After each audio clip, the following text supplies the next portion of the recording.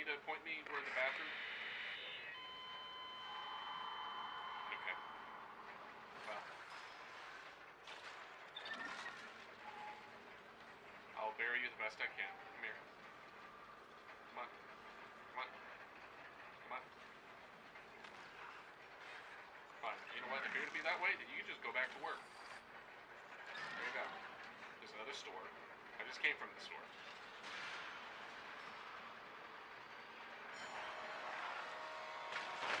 No. Bad.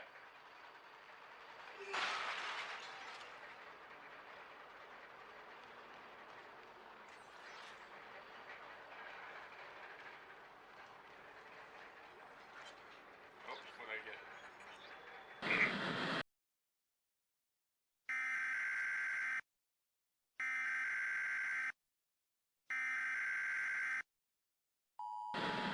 The push and pull of strategy and horror, right? Because it's very difficult to have that kind of balancing act. Strategy is about empowering. It's about giving you a puzzle that you can get an answer for, and then you solve the riddle, so to speak, and then you feel smart. Like, you feel good. Horror is about disempowerment. Not that horror can't have moments of empowerment. In fact, I am very much in the mentality of it needs, horror in particular needs good juxtaposition to be good. So it needs humor. It needs brevity, right? Because if it doesn't, the horror aspect gets you acclimate.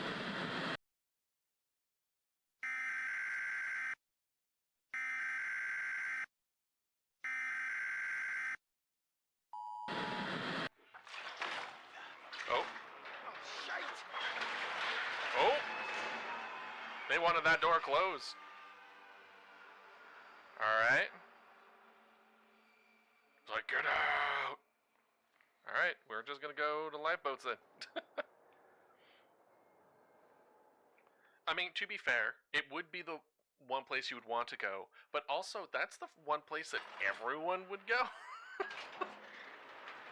So, oh boy. How am I going to get down there? Well, simple. We're gonna walk like this, and then I'm gonna hold the left trigger to hold.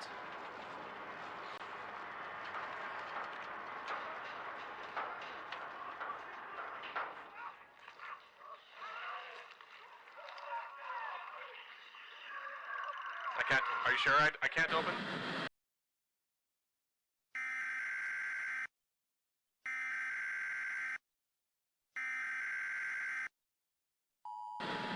I wonder if we need to make the second leg.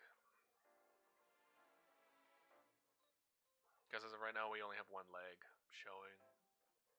And in the example they used where it's like, oh, it's just a second leg, but I can't help but wonder if we should just have a second leg going. Because then what we could do, bear with me here, then what we could do is we can have, instead of it's just like standing like this, so this could be standing, this could just be idle standing pose, right? But when it comes to walking, we can have this leg go back, and then a second leg be right here, moving forward, and it's ready to go. Right? So almost like make a second one of these, except we just move the leg back just a little bit, and a foot forward. And I think if what's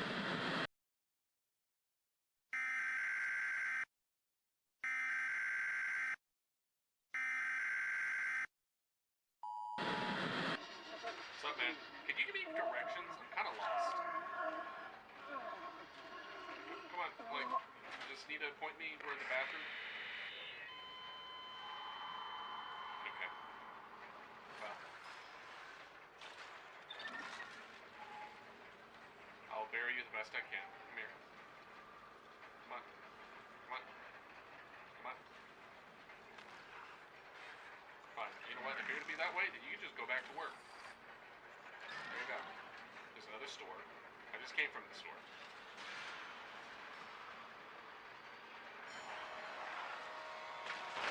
No. Bad.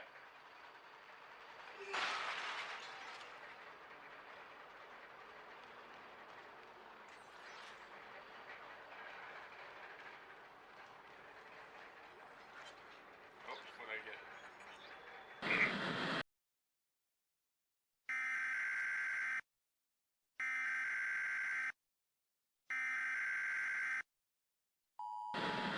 The push and pull of strategy and horror, right? Because it's very difficult to have that kind of balancing act. Strategy is about empowering. It's about giving you a puzzle that you can get an answer for, and then you solve the riddle, so to speak, and then you feel smart. Like, you feel good. Horror is about disempowerment. Not that horror can't have moments of empowerment. In fact, I am very much in the mentality of it needs, horror in particular needs good juxtaposition to be good. So it needs humor. It needs brevity.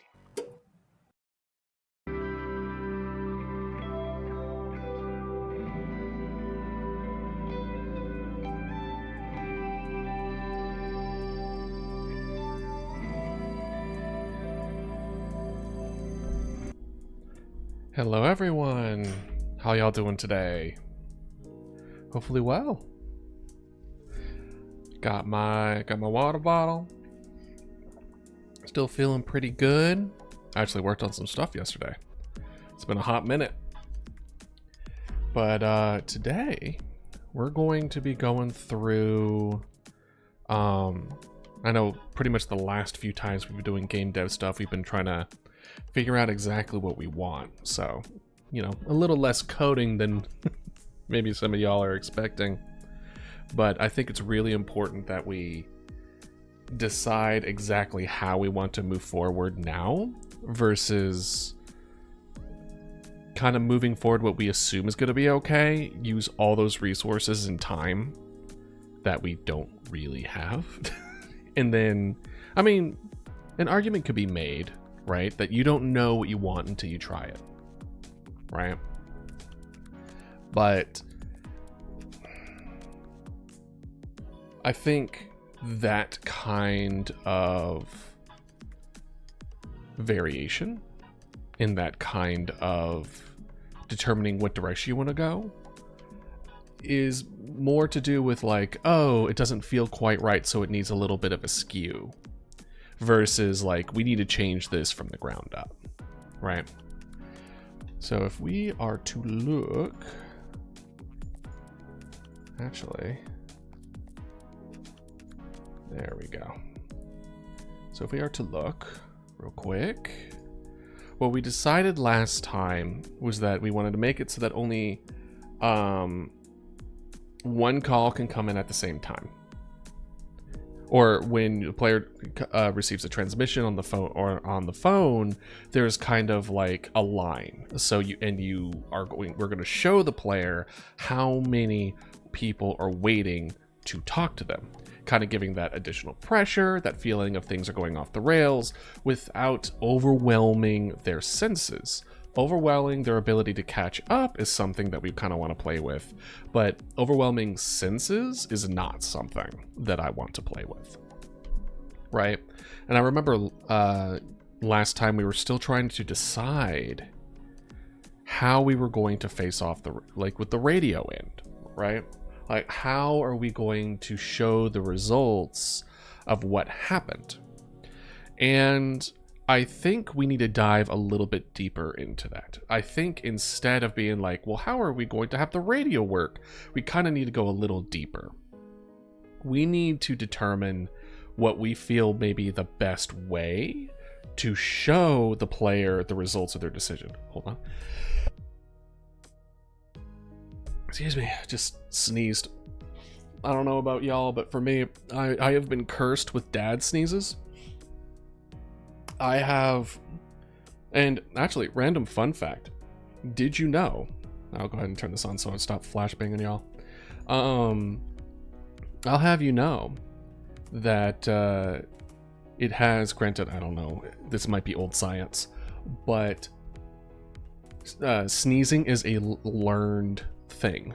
Not necessarily sneezing the action, but how you sneeze varies depending how you were raised. It's cultural. It's I believe it's been a hot minute since I remember reading about this, but it was like they tested it against different people and how they sneeze, and against people who are like deaf, right? Because if it was consistent, then people, oh no, they compared it with people who were born deaf and people who were like became deaf, and then compared sneezes, I think, something like that.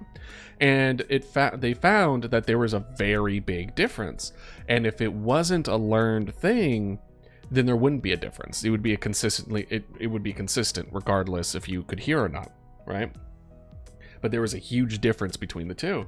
And unfortunately for me, I had a father who had the definition of dad sneezes.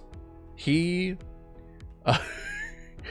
would sneeze and the house would shake. Like, you would know, you would feel the sneezes. So because of that, I have adopted that for a significant portion of my life. So I make sure to mute the mic every time, or at least I try to, because otherwise I hope the mic will cut it out because it's too loud, because if not, I'm going to blow y'all's eardrums out, and I'd rather not do that. Oh gosh. But anyway, enough about talking about sneezing. So we're going to determine, or we're going to explore rather, the ways that we can reward players in the idea of not reward, but reveal the answer to the problem at hand. Because as far as the process goes, right, it's player is represented with facts. The facts is just like the call.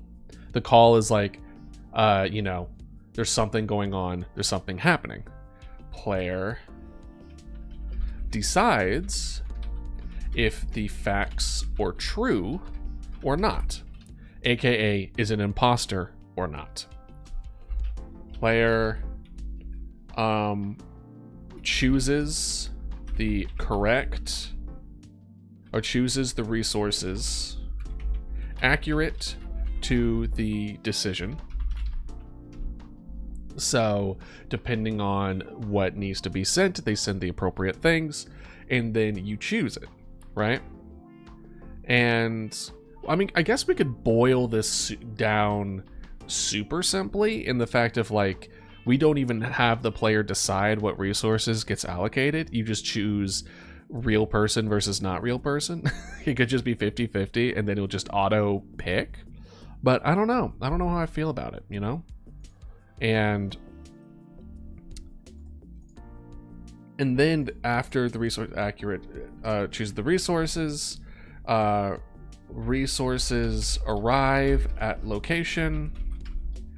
Then the results of that decision is shown to the player. This right here, this thing is what we are trying to figure out. How do we want to show the results? Right? Because as far as the players, that's not how you spell represented. Good job, Idealist. That's probably not even how you spell it either way, but at least there's an E. At least there's something. So the player is represented with facts. Then the player so by that it's just the phone call coming in. That the player decides if the facts are true or not. This has to do with the imposter system, right? Then The player chooses the resources accurate to the decision. This is resource management. Resources arrive at location. This is it's something that we already accomplished. How should we say it? It's basically our resources can move, right?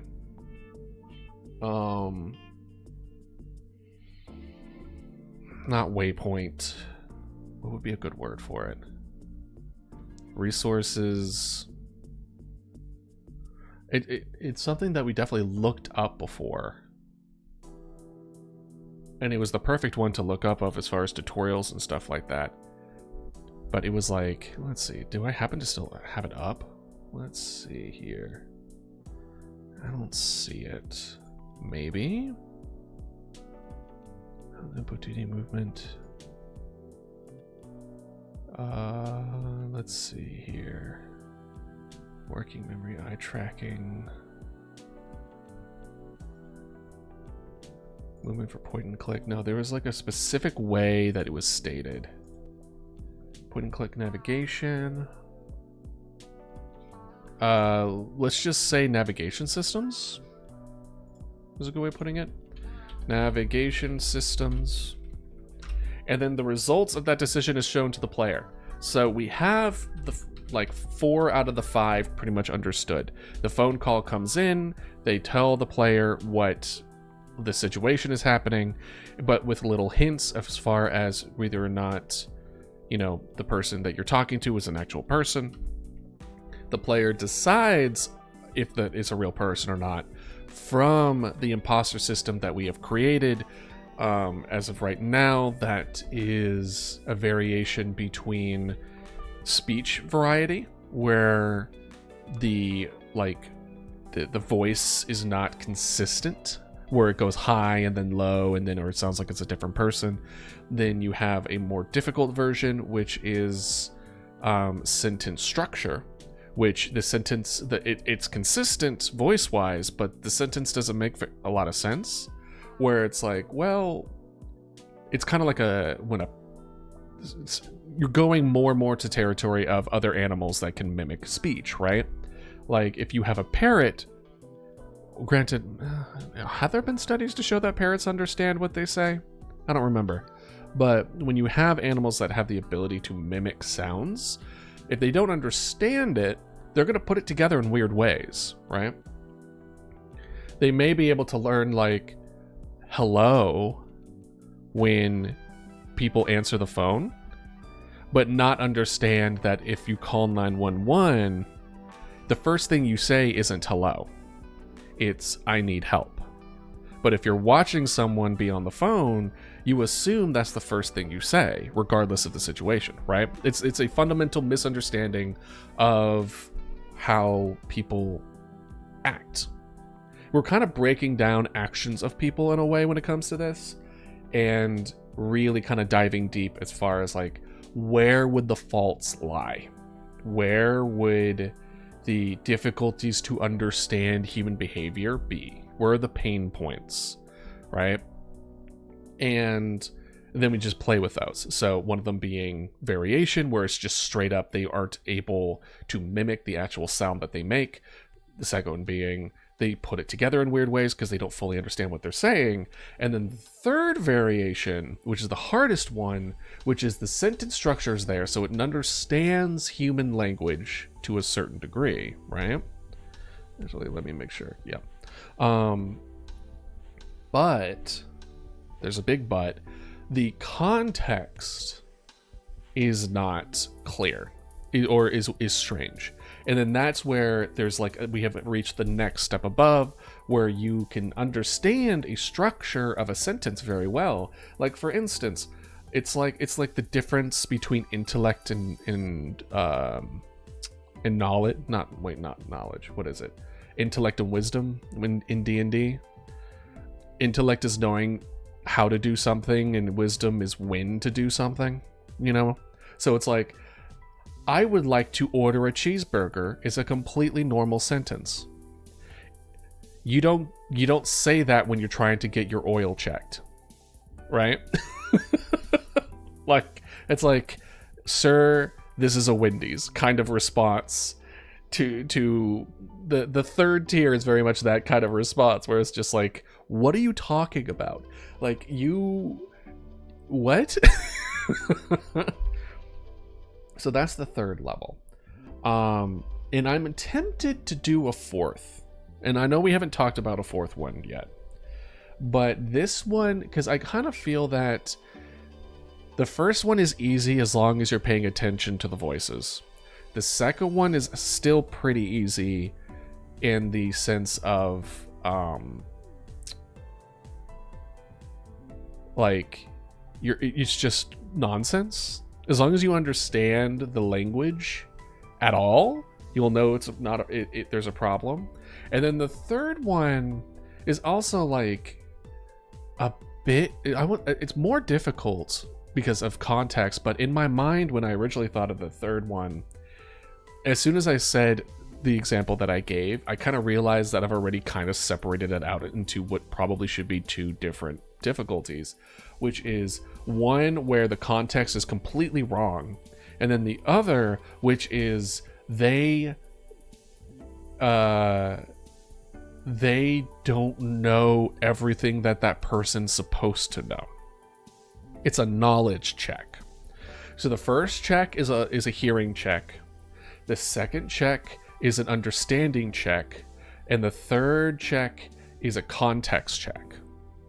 So the fourth check is a knowledge check, and that one, I mean, the context of what they're saying is fine, the structure is fine, everything is good, but they talk about, help, my kid is bleeding, and you know for a fact that they don't have a kid.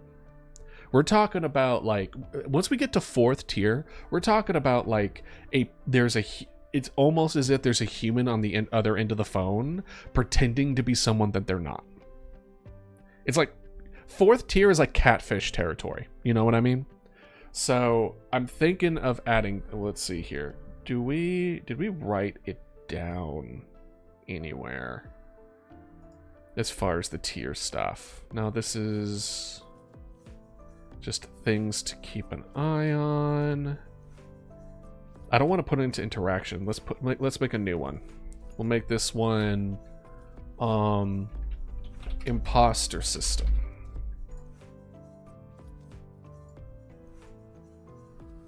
And then this is the discussion of the tutorial. Anyway, I'm getting distracted. So, imposter system.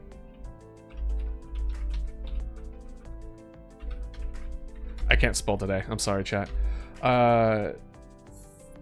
The system in place that determines how a player or how an imposter will try to trick the player into choosing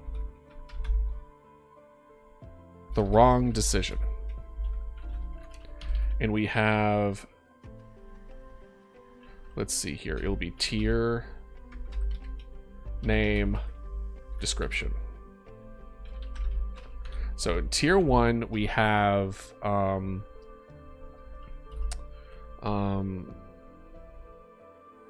actually description over here. I want to do the name being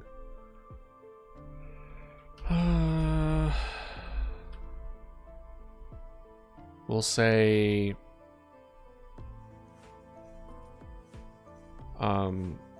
consistency.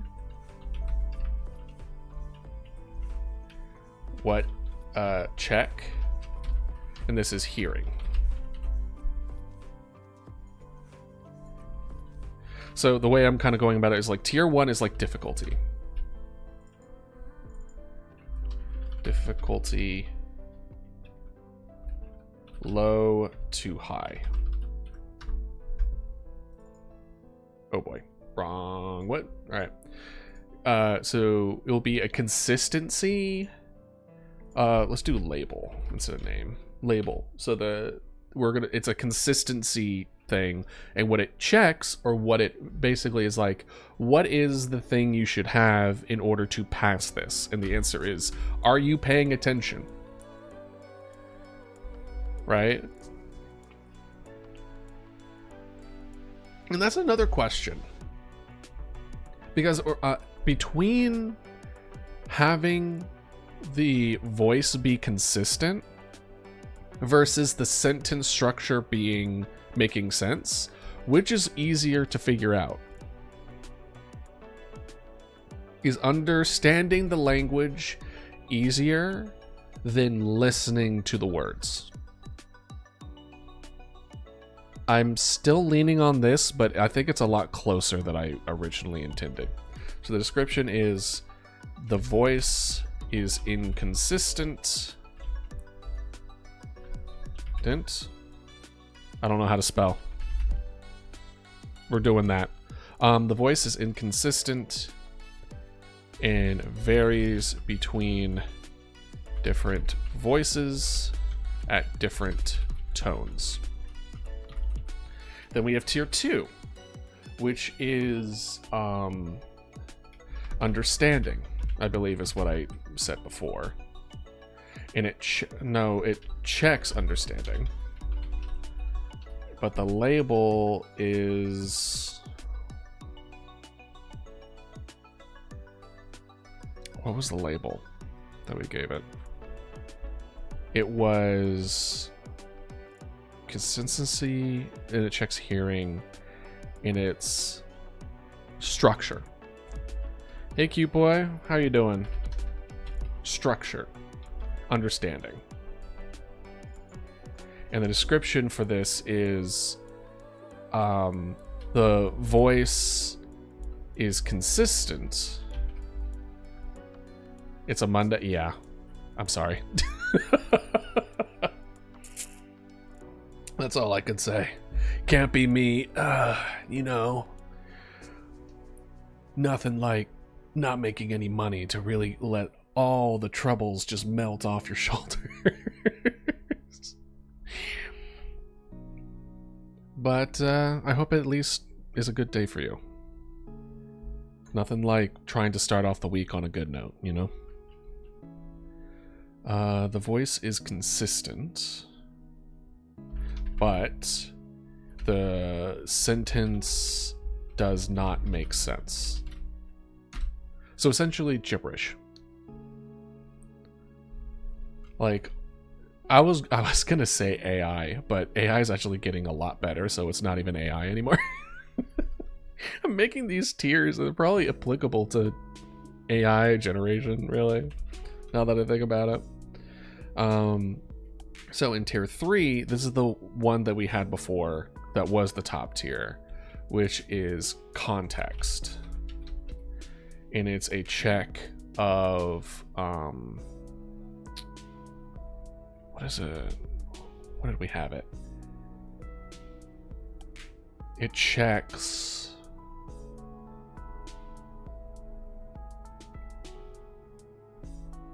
how do we want to do it? Because in tier 3, it's where they are saying something that makes sense, but in a place where it doesn't. Where it's, sir, this is a Wendy's. Why are you trying to get your oil changed? Kind of thing. Where it's like, you are saying things correctly, but like as people, we understand when we answer a phone call or when we try to call the police, we don't start the phone call with, hello, how are you? Or, hello, this is blank. But in most call situations, you would say that. So if they're watching and they're understanding, like, oh, whenever they pick up the phone, they say these phrases, but not understanding, like, oh, when it's an emergency situation, they change it up, right? I kind of just want to say context again. I don't really know how to differentiate these for right now. Anyway, the description is the voice is consistent and the sentence structure is correct, but the context is incorrect.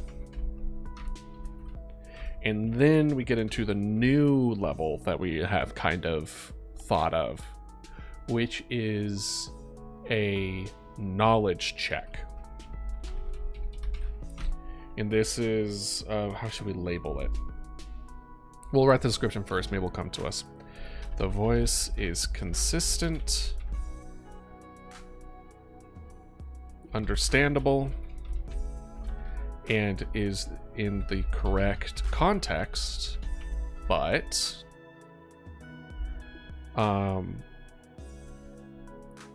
is false due to previous knowledge about the person, aka they say they have a kid when they don't have a kid, where it's like, oh, a monster came in and attacked my child, and it's like, you know for a fact that this is a single father. Like, I mean, I'm not a single father, but like a single man. Like, he does not have kids, and you're like, you don't have kids. Like, you get into the territory of, this is horror movie person pretending to be someone they're not, right? It is to the point where tier 4, I would say, is the level of it could be confused as like an actual person, and we could play with that. We could play with that a little bit, in the idea that like, maybe the tier 4 difficulties are actually people, that they're not like imposters or mimics. And I keep flipping the word around. I haven't decided which one I want to go with. But like you don't know, because it could be that it's just like, oh, it's a level of trickery that gets to the realm of like, people could do this. Up to tier 3, I would say tier 1 is, I don't know what that would be comparable.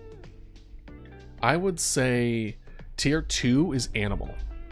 Look at the call-in line game I sent you. Yeah, I definitely did look at it, and I did see a gameplay of it. I want to say like a while back. I do want to play that though, because I think it would be good reference to this.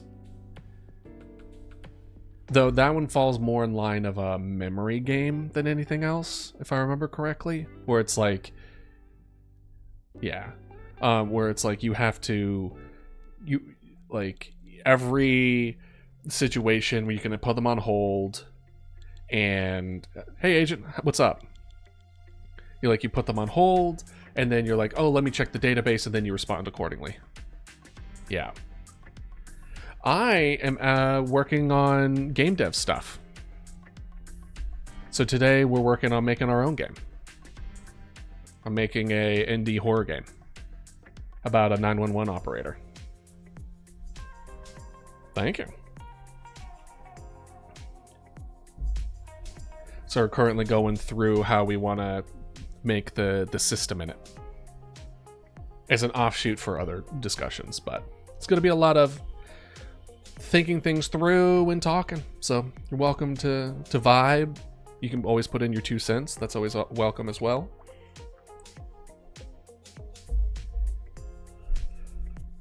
But yeah, no, I do plan on checking out the call-in line game though. That does seem, especially at the very least, a very fun one-off stream kind of game.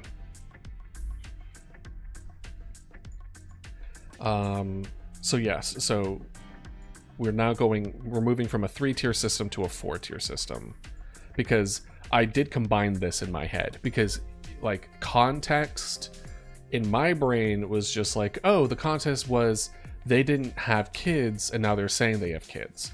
But there's so the difference between, sir, this is a Wendy's kind of responses versus, hey,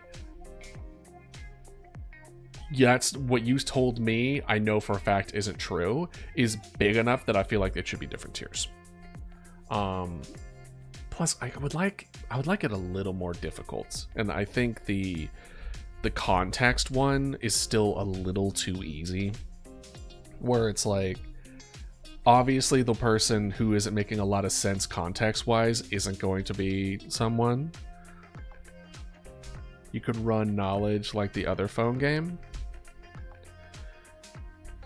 where I actually have notes. Like, I do plan on giving the player the ability to write down, or like either it will have the game auto like be like, oh, you came across this knowledge, now it's just a note in their file, or the player the ability to write their own notes so they can keep track of the things as well. Yeah. I did play Indigo Park, like the demo. That was a very good game. I loved it. I'm excited to see what they do more with it. But like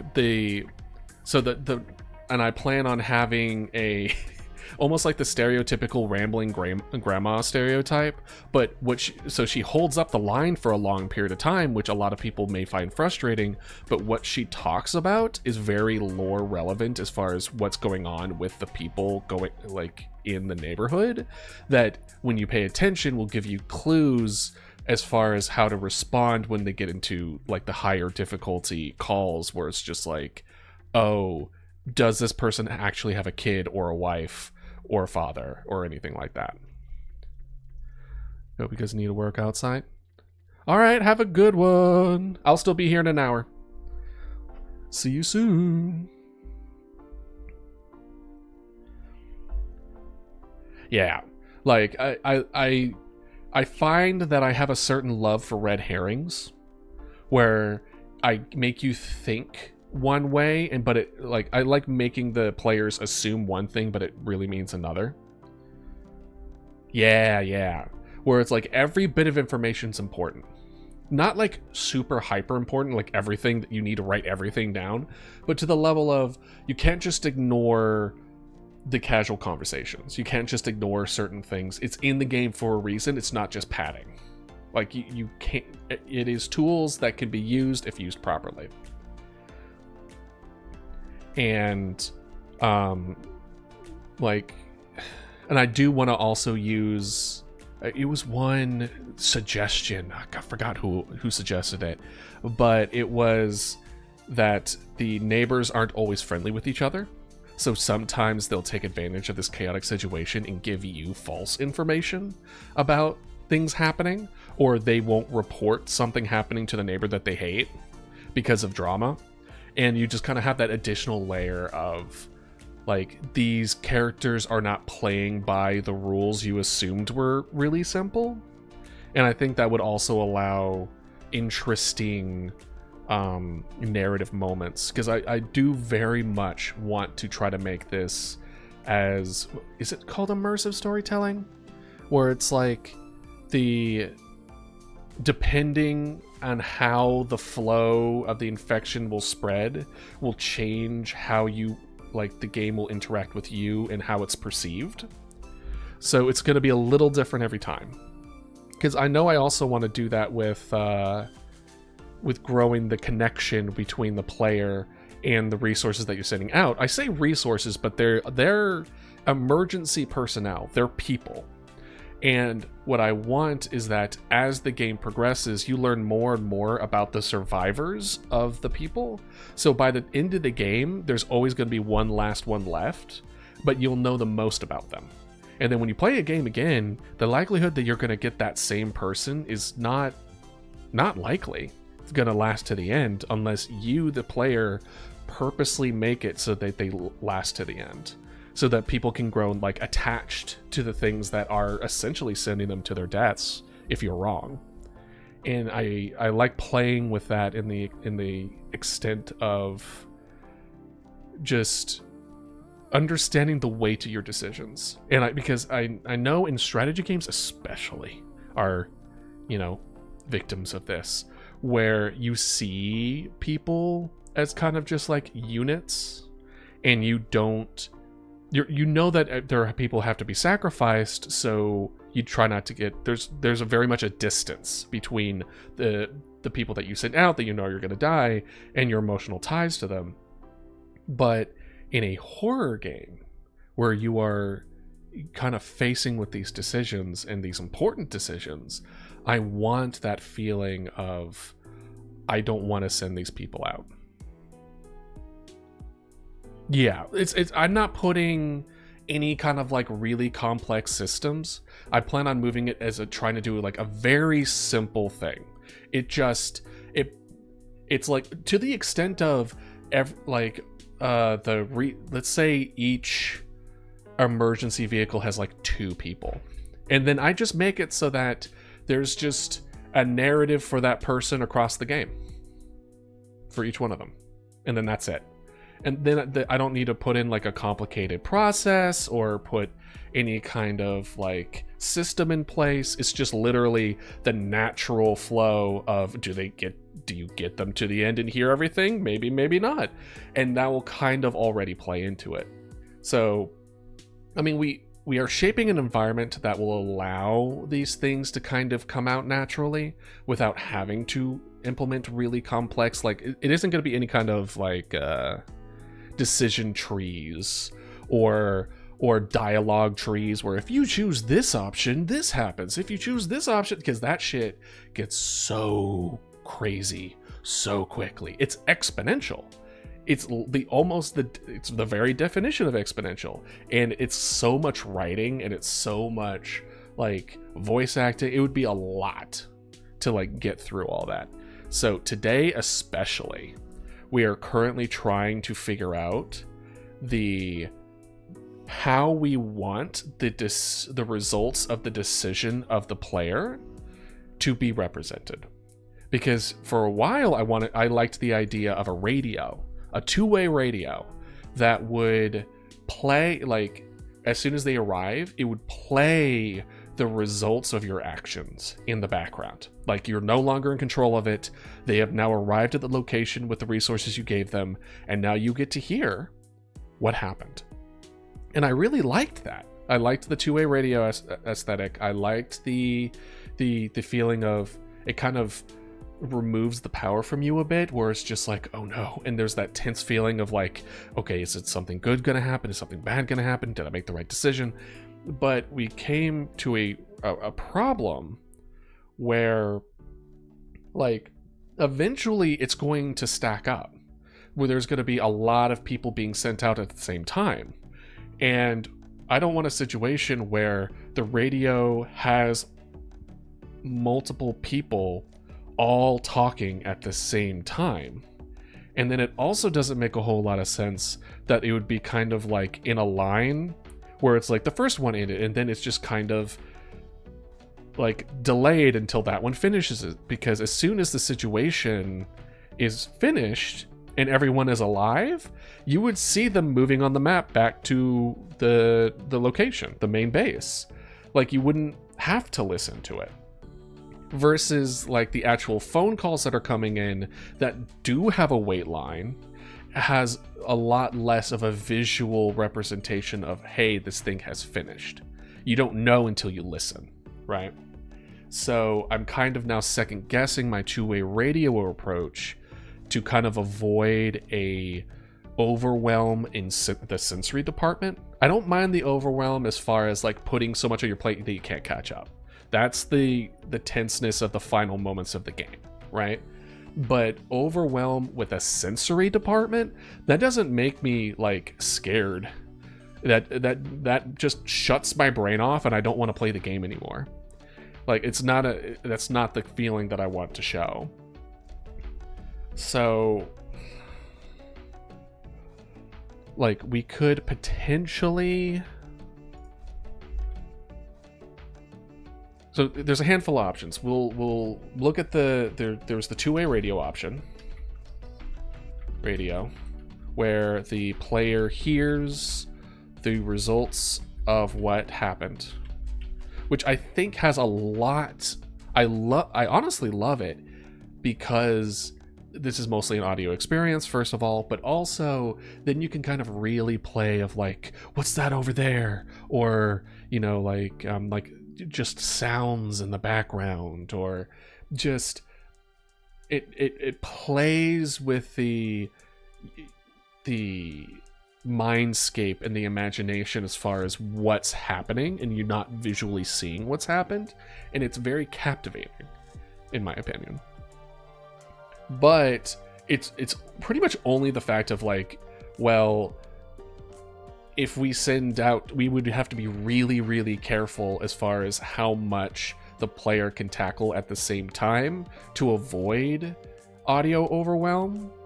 That depending on that, where that limit is, we may never reach a point where the player feels actually overwhelmed by the amount of stuff being thrown at them, and we never accomplish the feeling in that aspect. So it's very, very much of like, this could work, or it could completely clash and we would have to start over from scratch. So I want to see if there may be a better way that I haven't considered yet that would represent it. Another way would be visually see resources arrive and go in with captions.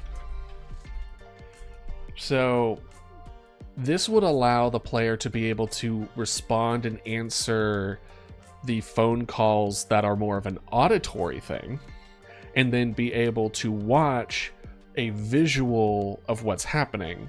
So there's no clash between visual and like multiple audios happening. Instead, it's a different audio and a separate visual where you can kind of try to focus at the same time. I like it less, and I also worry as far as multitasking here, where it's like if you're trying to pay attention to what's happening on the screen, but the person on the phone, you need to respond to the person on the phone with a certain amount of time, then you like miss out on certain things because your brain's trying to flip between two completely separate things. It feels a bit overwhelming.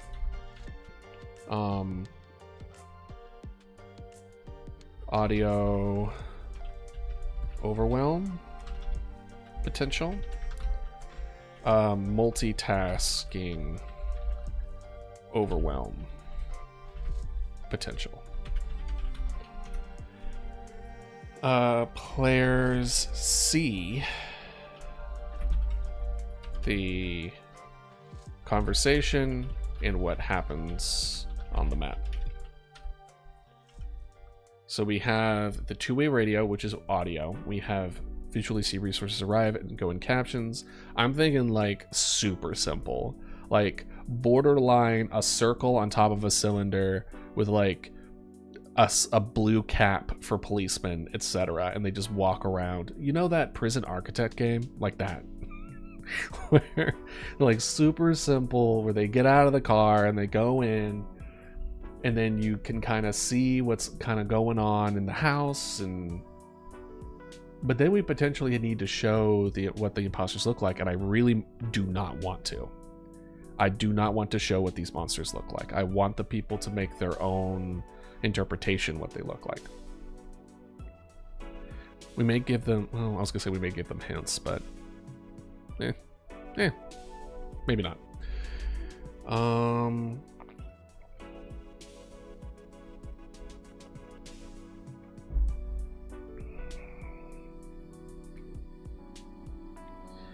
I think visually see resources arrive. No, I still like, okay, maybe we should pick apart why we like a two-way radio. If we can get it down to the base components, maybe we could take it a different direction.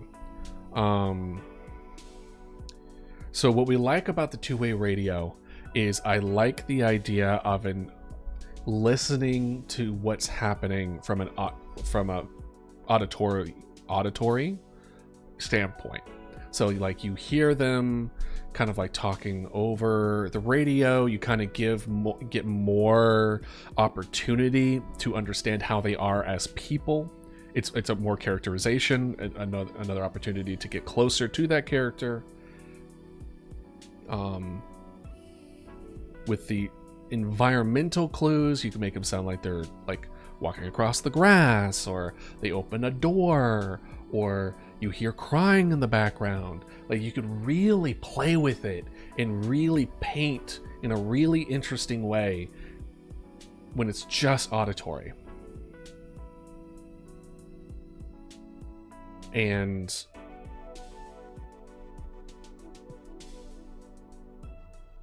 That's what I love about it.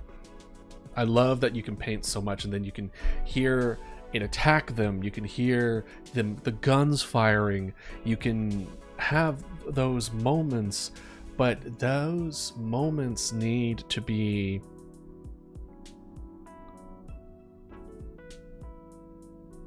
they can't all be happening at the same time. Well, I mean, what we could do, depending, because there is a scenario where we just don't give the player like hardly any resources, so there's no way for there to be cross between the two. Like, there are 2 police cars in this whole town and 4 officers in this whole town. So if you think it's an imposter, you got 1 shot to make the right decision and hope that nothing else is going wrong. But that feels exceptionally restricted. It feels way too restrictive, especially since we want there to feel like you have an abundance of resources in the beginning that then scale significantly in the other direction as the game progresses. So we could remove the potential of what we're worried about to happen, but in doing so, we kind of gut the core feel of the game, and I'd rather not do that.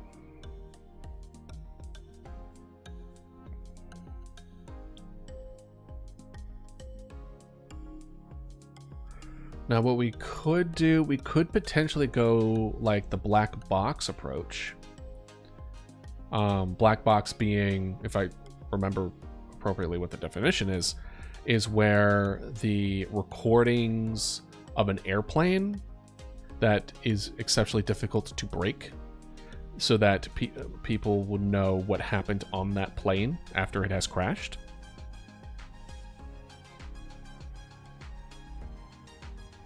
So we could create a black box situation where you don't get to know what happened until after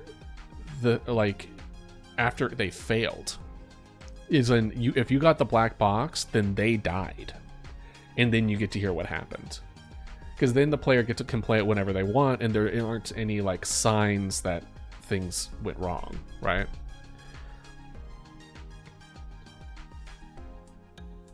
And another thing that is a potential here, because the reason that I'm against the waiting on the 2-way radio thing for the go-ahead is because visually you would be able to know, but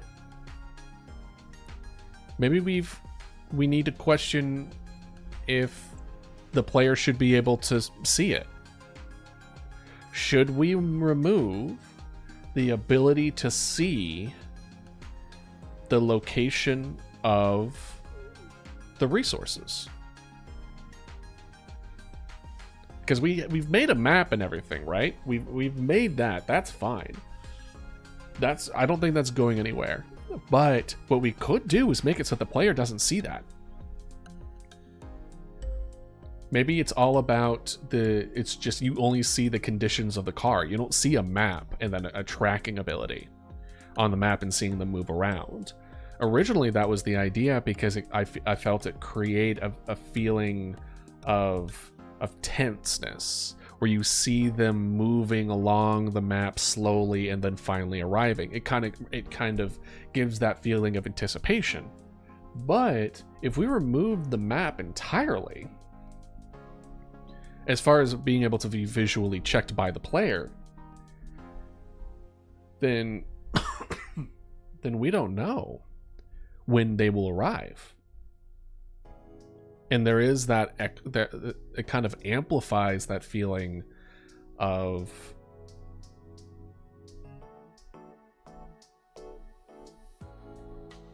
just hopefully they'll be okay. Or are they okay? Are they not okay?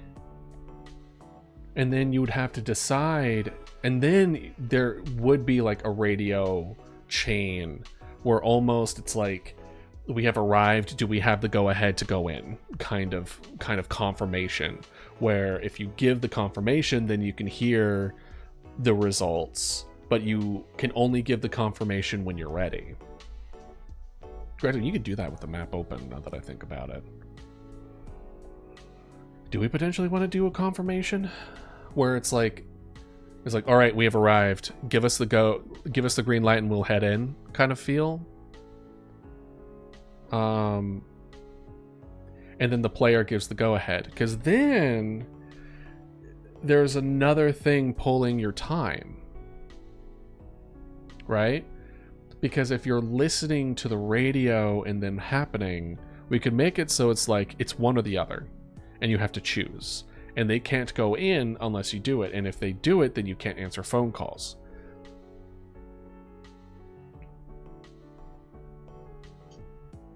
I think if we did it that way, we would actually be pretty limited on how long those radio calls should be.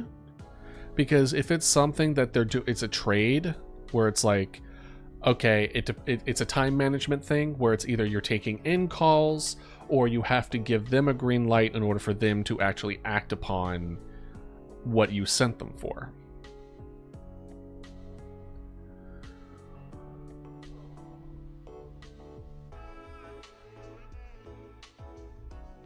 I think that's okay. It's okay of an answer. I'm not a huge fan of it, partly because a part of me is like, what dumbass made a system that you can't answer an emergency call because you have a two-way radio that's active? Who in their right mind would have made a weird, dumb, like, system like that? Like, why would you ever try to implement something like that? So a part of me is like, that's stupid. It would fix the problem, but it's a dumb fix. Okay. So I don't think so. I'm not in love with it.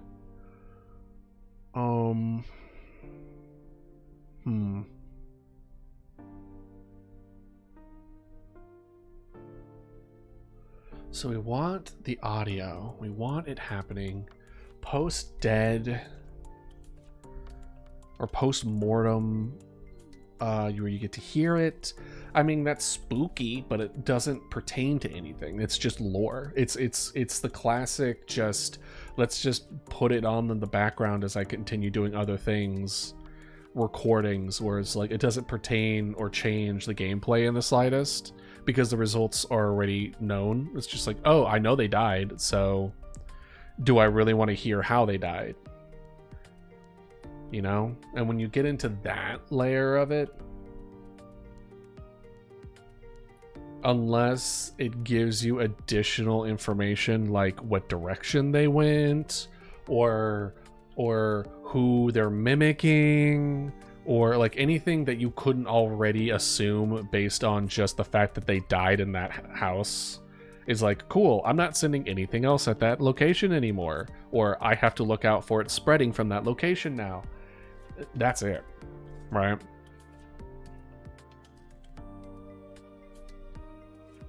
So what?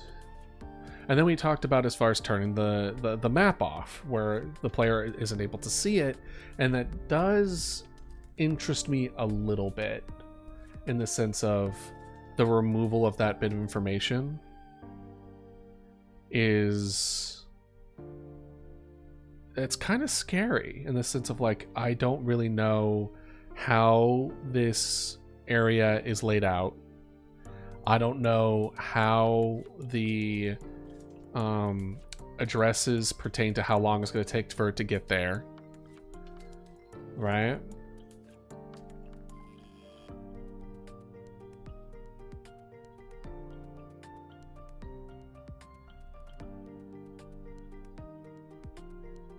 Yeah, I don't know.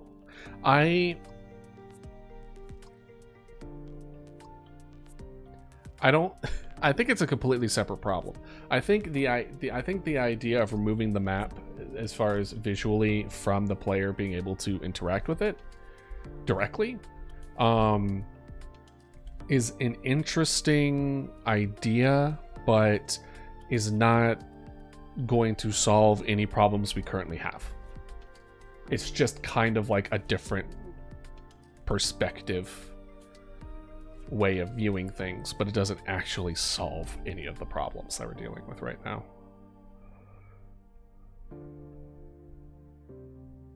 I mean, the simplest, we could, I guess, go to the simplest solution. The simplest solution, which I am not a fan of, is just the resources, it will just say no longer available. Right? That's it.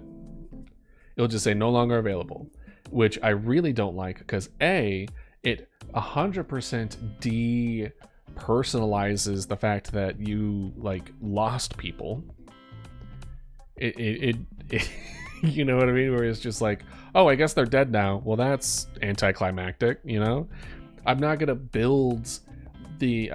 want to build relationships between the player and the characters if I'm just going to be like, oh, yeah, they're just gone now. It's like, no, you want to be able to, like, it's their death. You want it to be impactful, right? You want it to be impactful. So how can we keep it impactful?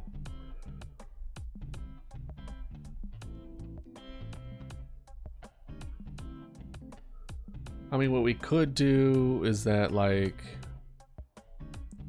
they would get back, like a survivor would always get back in their car and they would try to radio back saying like, oh, this is going on, oh my god, and then they get chased after and then killed or something. But that's so cliche. It's so monster movie cliche that I feel like I would roll my eyes at it like, oh, okay. Oh, it just so happens that this guy survived for context. Cool. It kind of, again, depersonalizes them to the, I'm probably not using that word right, but it definitely is just like, oh, so you're just a way to move the plot. Okay. And I don't want any of these to feel like they move the plot, because any of them can die at any point, depending on your mistake. And I want each one of them, I want it to feel impactful. And not in the sense of like, oh, we have to make something special for every possible situation in every possible house and every, no. That would be way too, we have like 36 locations, I think is what we decided. Something like that. No, that was 56. 28 plus 13. Was that it?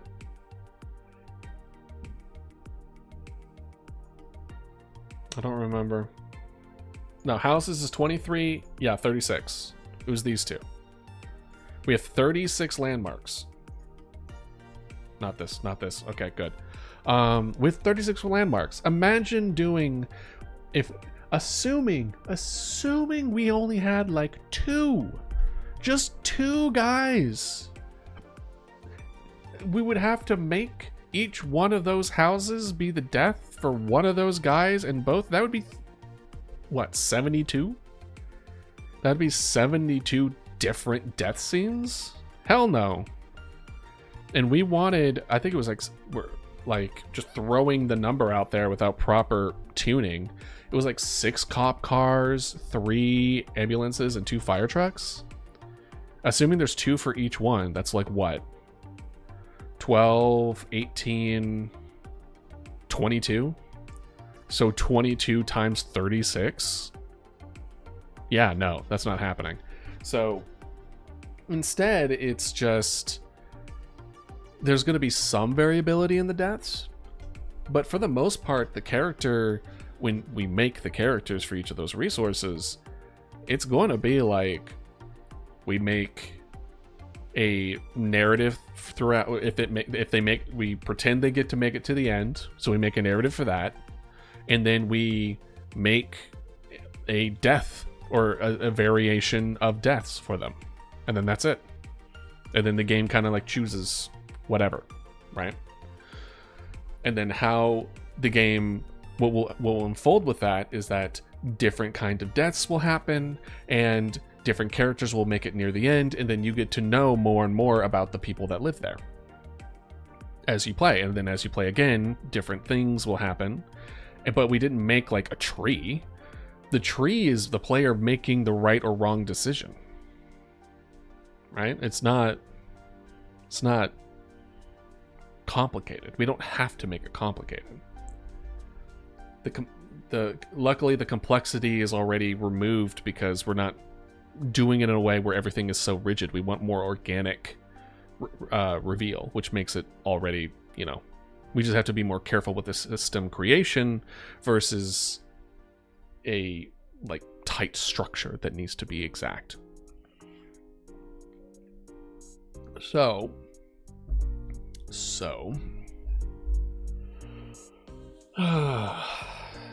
visually see.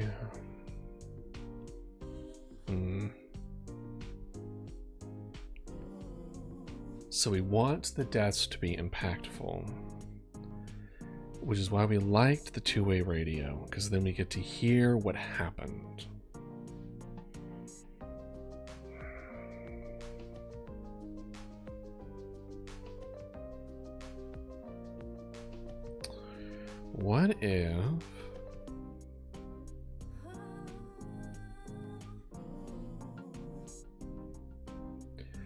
What if we give the player the ability to choose?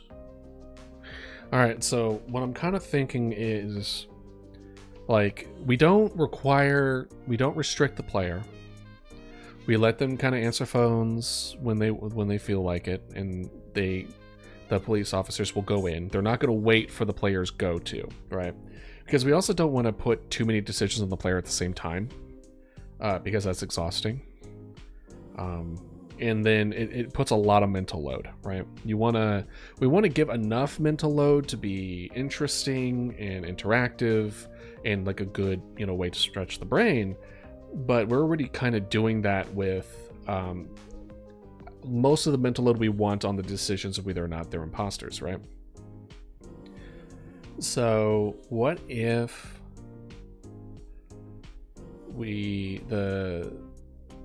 the officers arrive, or the resources arrive to the location, and then things move forward with or without the player's knowledge. But at any point, the player can click or select the location, and they will be able to hear and maybe see. I'm going to put maybe in C in as a question mark. But here, what is happening at that point? They don't get to see from the beginning. They may miss out on stuff. But they can hear it if they have the ability to, or if they decide to prioritize listening to it over answering phone calls. Because now we get into an interesting category, right? So this is where the complexity between having a strategy horror kind of comes to light again, right? Where strategy is a much more focus on gaining of information. In strategy, information is king.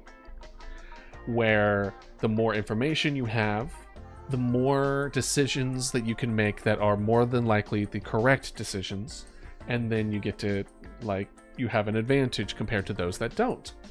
Versus horror, which excel in a lack of information.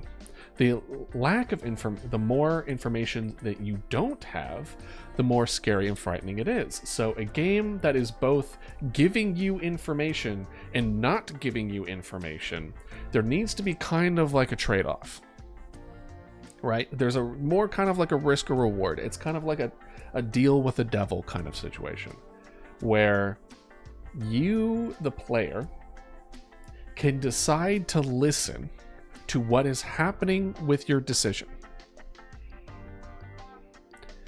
And in exchange of that additional information that you normally wouldn't have, you do not answer the call during that time, or you decide not to answer the call or respond to the call during that period of time, thus increasing or risking not being able to stop an infection.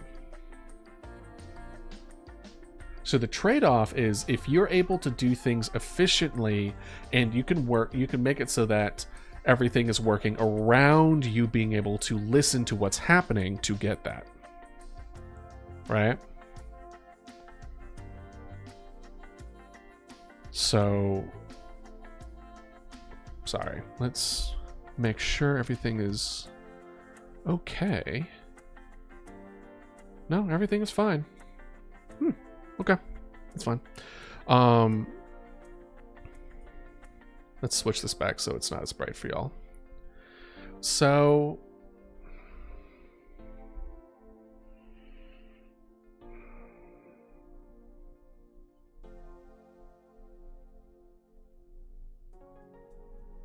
where was I at?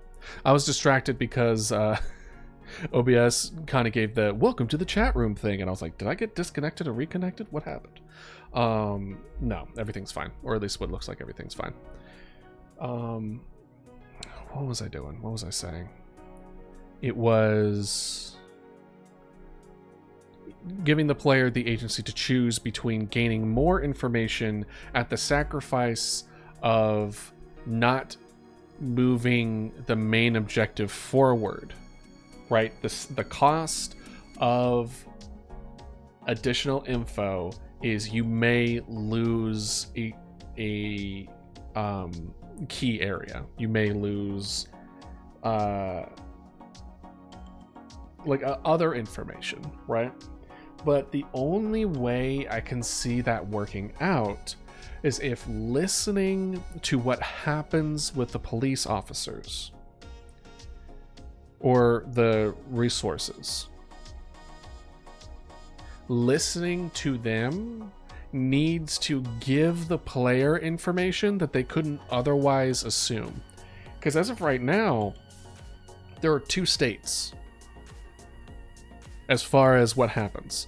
Either the resources are not correct, and everyone, with the exception if there's a fire truck, because that's one of the rule things that we want to implement, everyone dies. Or you picked correctly and you chase out the imposter, and then they move on to a next location, right? Those are the two options. So the fact that the police are alive or dead is enough to know what happened. You don't need to know. So why would I then listen if I don't need to know? Because I can assume based on the results of what happened. So the only way I can see that this would work as far as that kind of exchange is if we add that when, regardless if it is a win or lose situation, additional information is given. Where it's information that they would not have normally been able to find without listening to what happened.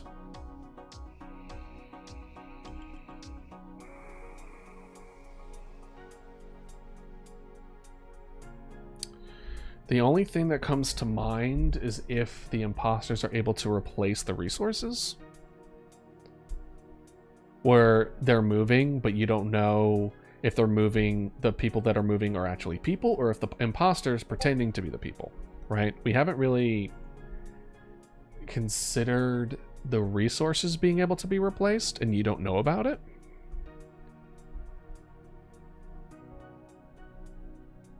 And then you're just bringing them to where everybody else is.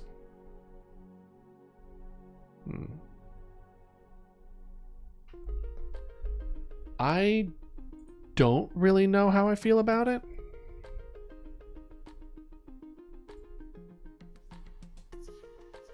I really don't. That would make you know, but then what would you be able to like? It feels like I'm adding complexity without depth, and we don't want that. We want simple systems that add depth. Like we want to go deep. We don't want go wide.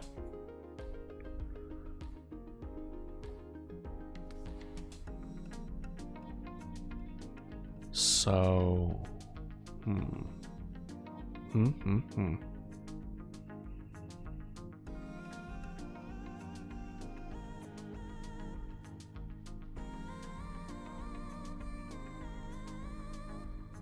I don't know. I like the idea of the exchange. I just can't think of a good enough reason why you would want to exchange. Like choosing to listen in when you don't have to.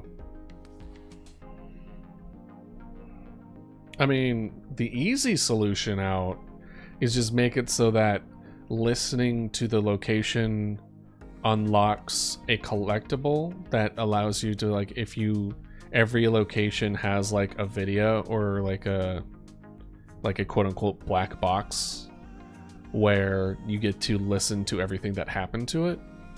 And if you can collect every different possible thing in the game. Woo! I don't know. That one, I don't know how I feel about that one. That feels a little too... I know this is a game, but it feels like I'm gamifying it in a bad way. To just make it more of like a... if they die at this house, you get a collectible. You know?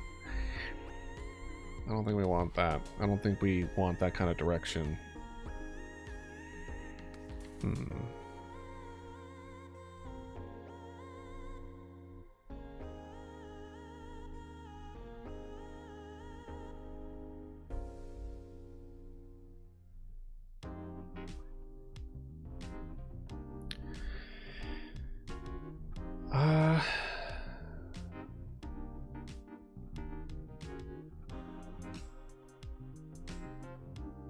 Maybe we need to take a step back.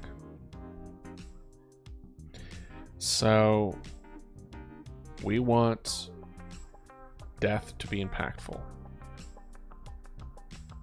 Right? Can we think of examples of similar games?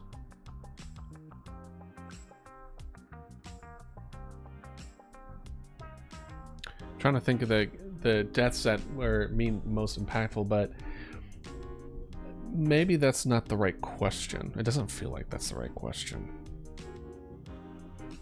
Maybe it's not making deaths impactful. Maybe it's just...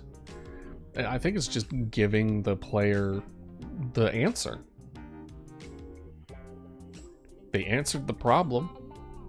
That you gave a problem to them. They gave their answer. Now, what is the answer? What are the results of their guess? Or decision, rather.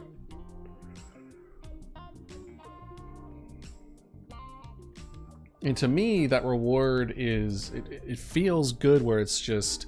you get to hear what happened because of it. And the dread that comes from making the wrong decision, and the relief that comes from making the right decision.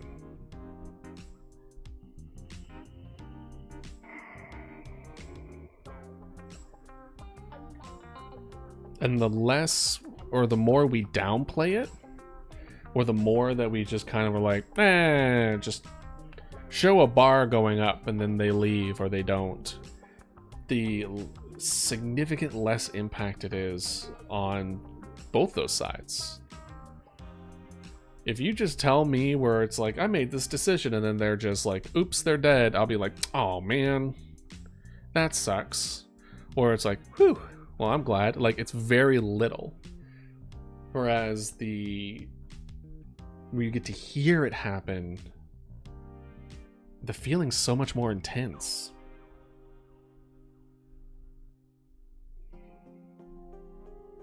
And I want this to be a game that's a bit intense, where you are making these decisions that are life and death for some people.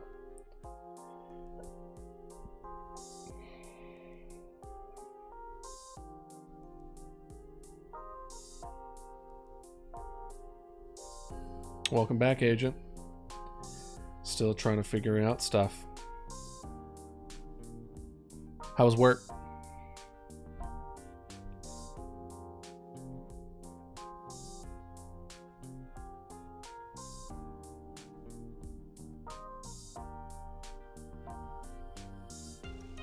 Sorry if I'm a little more quiet. I'm still trying to think things through. Because I'm at a point where I need to find a good way to give the answer, because I essentially put a question in front of the player and I'm saying, is this a real person or not? And they have to give me a decision. What would be the best way to show them the results of their decision that would give the strongest feeling without taking on so much complexity? Thanks, Agent. Appreciate. I'm trying to think of it from different angles. I'm trying to think of it from, we considered forcing the player to be having to like give the go ahead so that they can listen. We consider more of an auditory experience. We considered a more visual experience. I like auditory more. For your money, it'll be very cheap. I'm thinking like $5 or $10, I think. I would have to see how the game compares to like others of a similar niche and or size to determine the actual. But I also plan on selling it for like just too much, $5 or $10. That's understandable. That's fine. But I plan to localize the pricings, so it's not going to be like $5 or $10 everywhere. I'll adjust depending on the country. I plan on doing that. Understandable. You know what? Only you can decide how much you're willing to pay for games. So that is fine. But I also need to pay bills.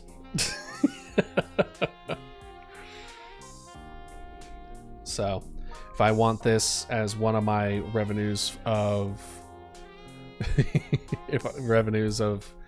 income, then I can't do for free. Or at least this game in particular, probably not. There's probably a few games that is in the pipeline that I would consider. It's kind of like a free game. But especially nowadays, free games are very much like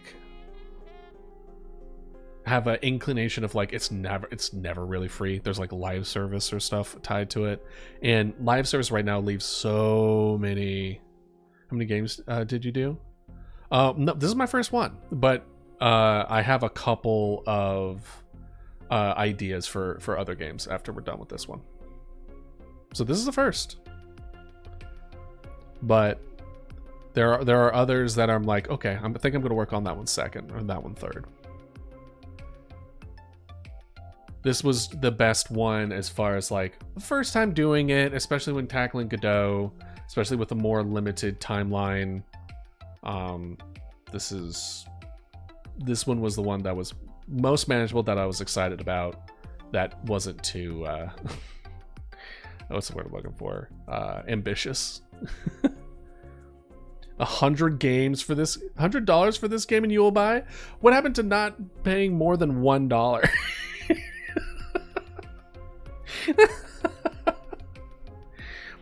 Or is it like has to be $1 or above 100, but never in between?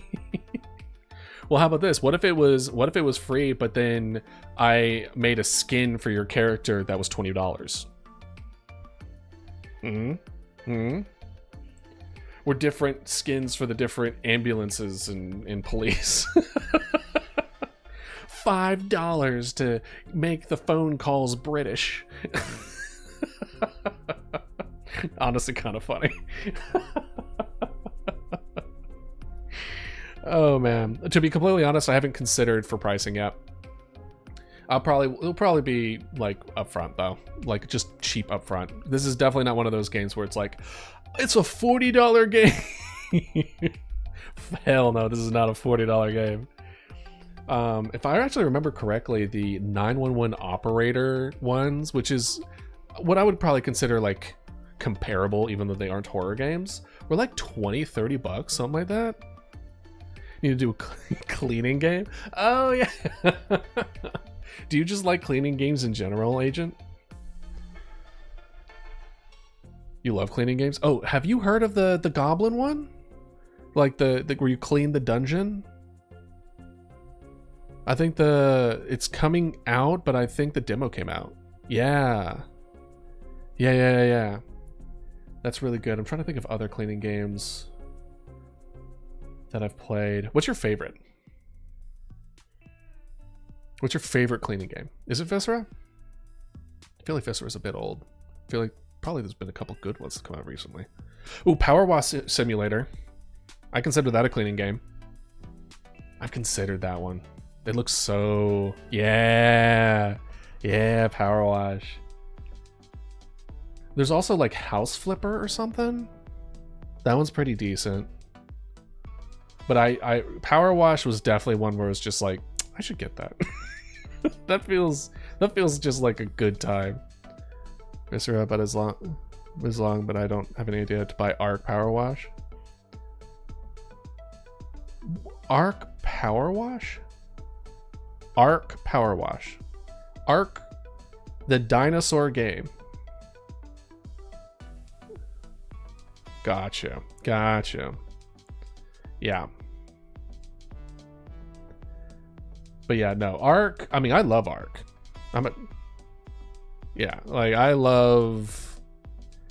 Obviously, I like dinosaurs, so. An odor power wash. Oh, gotcha. No, actually, my love of dodos started in Arc because my friends used to kind of poke fun. I have a pretty decent PC, actually. It's pretty good.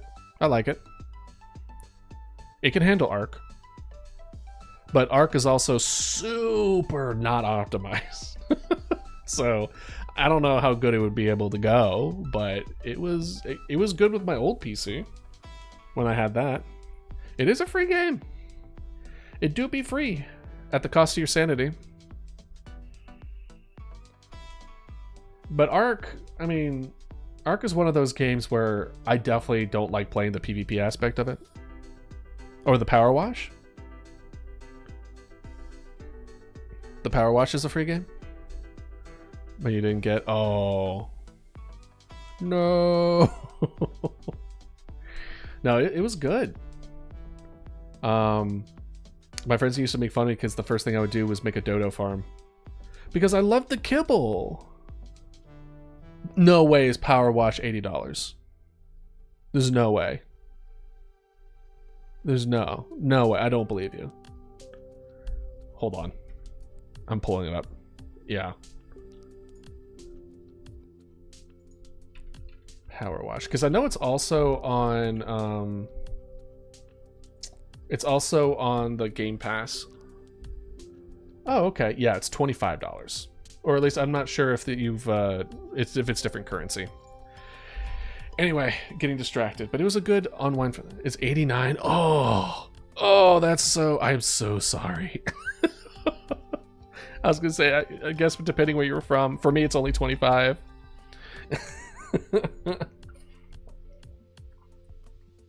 Poland, yeah. All right. I'm not sure how that goes. You can see, you can sit. I can gift it to you. Potentially.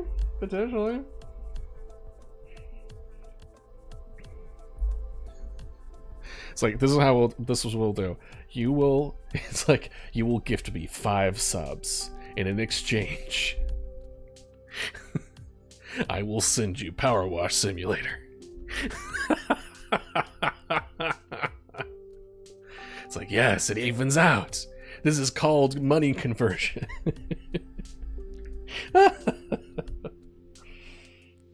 Oh, that's funny. And I think that's what happens when you don't localize the pricing, is that you have situations like that where it's just so expensive in so locations, you're just like, bro, I can't afford that. Like, what's wrong with you? But I definitely plan on localizing the pricings for mine, so. Oh, no. I don't, I'm not, what's the word? Affiliate yet. So, no subs. No subs. Sorry.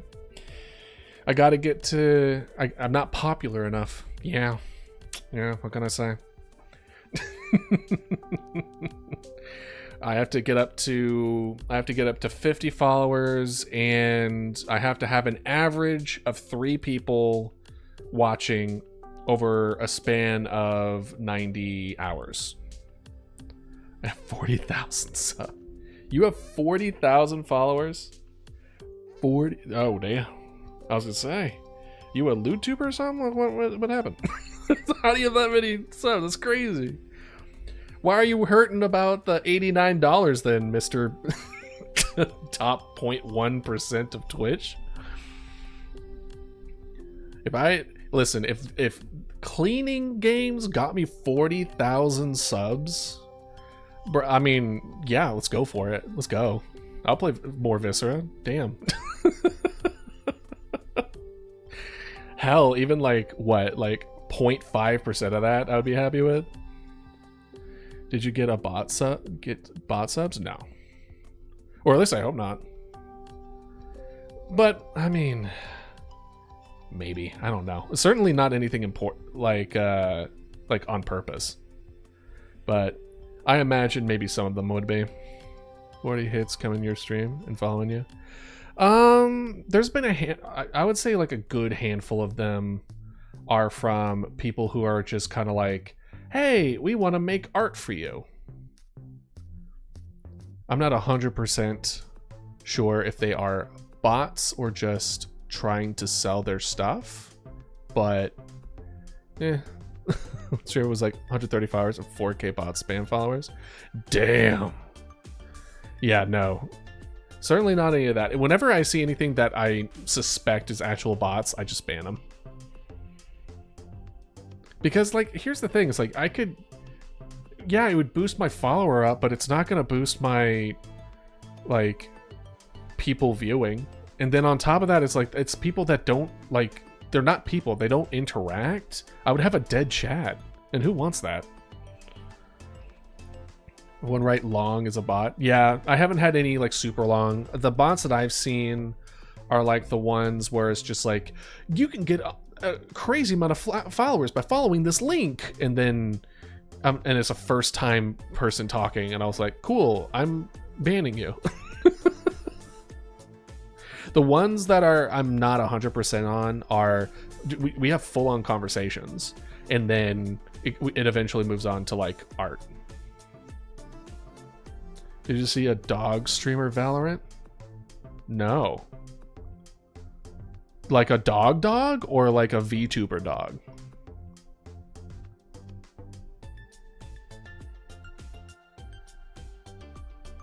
Like me? Oh, it's a PNG tuber? Oh, that's funny. That's funny. I mean, good on them.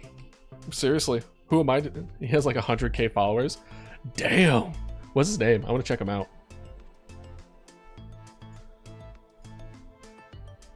Stream. Twitch dog streamer.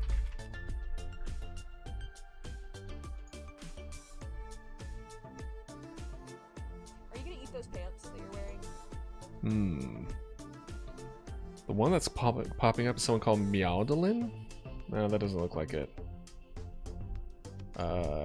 PNG tuber. He's playing Valorant. Hold on, let's see. Twitch. Like right now? Let's see. Valorant.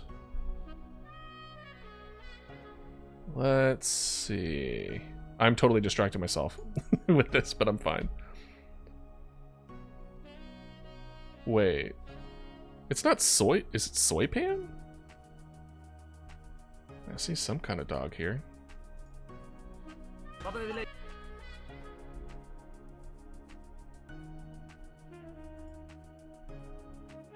No, it's not them. It's white. Let's see. Let's see. Where are you? Where are you? But I'm so sorry. I don't think you can catch me playing Valorant. Black and white.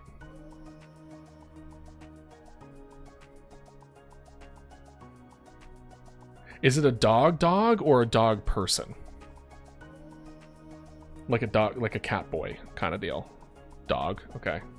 Because I'm seeing some VTubers that are like dog people. I'm not seeing dog. From the EU? No. I'm from the United States. I'm on East Coast. Yeah. USA. Yep. You got it. Me do. Blood Valorant we can't play. I don't know. It's never been my kind of game, you know. Same EU. Oh, do they separate it with by regions like that? I mean, I imagine I could choose EU server. No, it would just be really bad for me. Just like not a good. Let's see here. Valorant dog.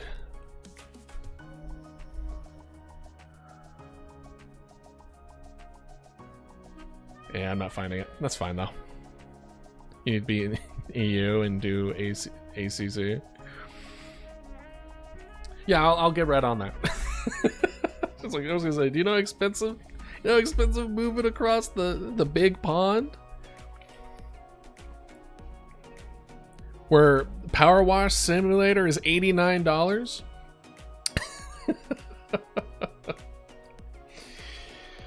Oh man, I was like, nah, I'll stick with my 25, thank you very much.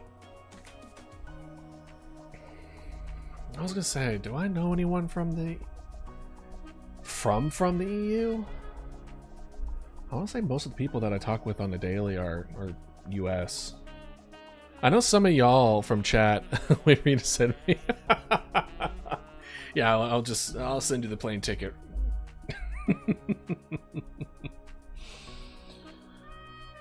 If only I had that kind of money. Yeah, I just sent out some people from chat. I just sent them plane tickets, see if they visit.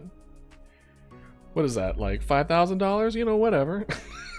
I don't know how much expendable income you got, Mr. 40,000 followers.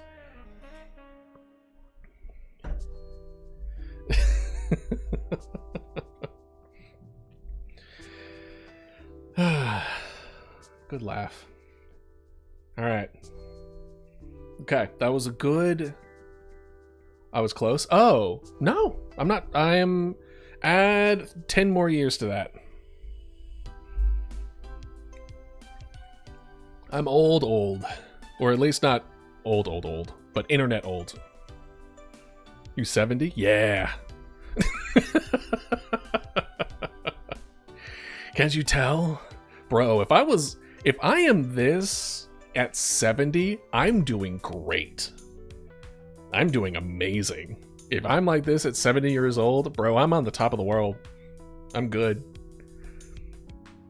This would be amazing. Yeah, 33 is my current age.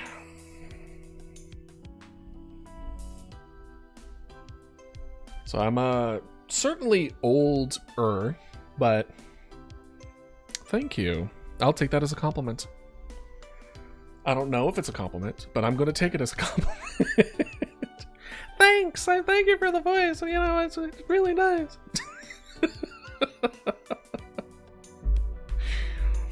Oh man. But yes, I appreciate the compliment of it. And I will say, people tend to guess younger. Is just from the way I act.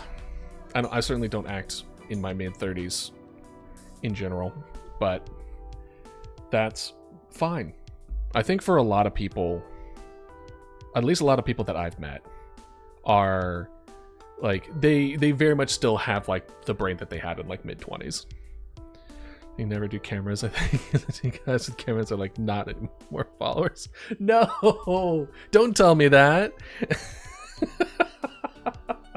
No, please. It's like, why do you think I'm a dodo on the bottom corner? Why do you think? It's to trick y'all to think that I'm young and spry.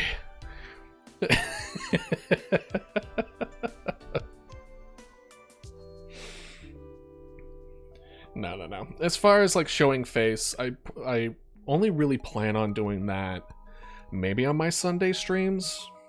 It's definitely something I want to pull the band-aid off sooner rather than later. Because I at least from what I understand as far as showing face when it comes to VTubers and stuff like that, that it's like it's either something that you do early to kind of acclimate your community, or you never do it. Like you never ever show your face. And I'm not about that. And I certainly don't I don't mind my face. You can get more followers for fucking cameras. Wow. Besides, I like showing off art. I like working on my art, so I would want that to be the forefront anyway. It's why I got started moving the direction of like PNG tubers and VTubers and stuff like that, is because I see it as a way of an outlet for creativity. But I'm not doing it in any kind of sense of like hiding my face or anything like that. So I certainly don't plan on doing it as being like a regular thing, but you know, showing what I look like, I don't have any particular, anything against it. If you play horror, you scream. No, actually I don't. I'm very, very just like calm and collected in horror. The way I kind of like to paint the interaction with... No, not at all. I'm very much... I tend to de-escalate horror. And that's one of the things when it comes to like me playing with horror, and why I was surprised when I was kind of told with, people who I trust to give me good feedback on, is like, so a good example is like, I like giving names to the monsters. Need to give you a big horror game and you will die. All right, like what? Like what? Because my favorite game is Dead Space, and I love that game. What do you think would scare the pants off me?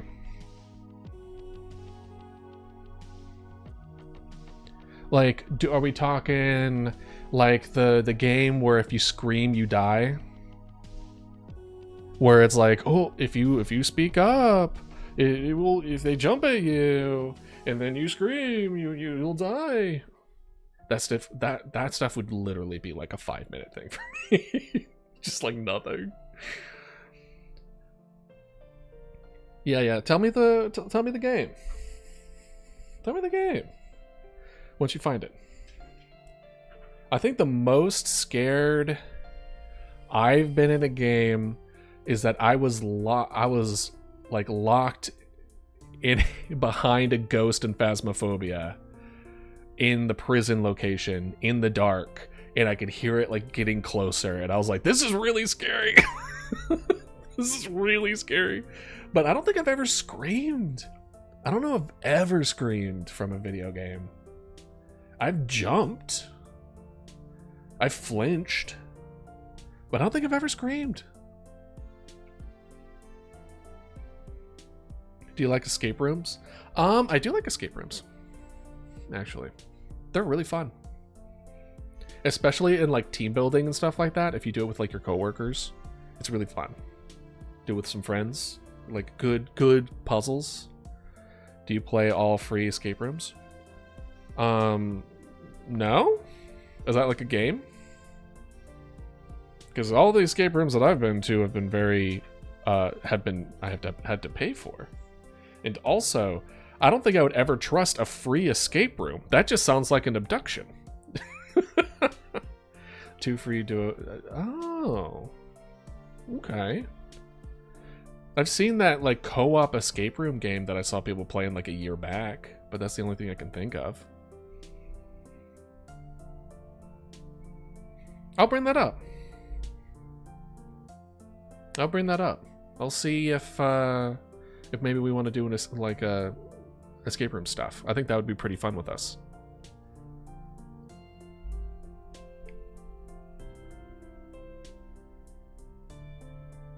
But yeah, what was I? Oh, this is your reminder to stay hydrated. Drink some water. I know I forget.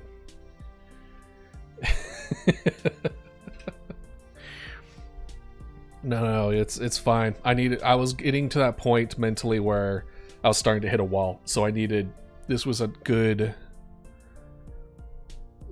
I hear this was a good relax, kind of like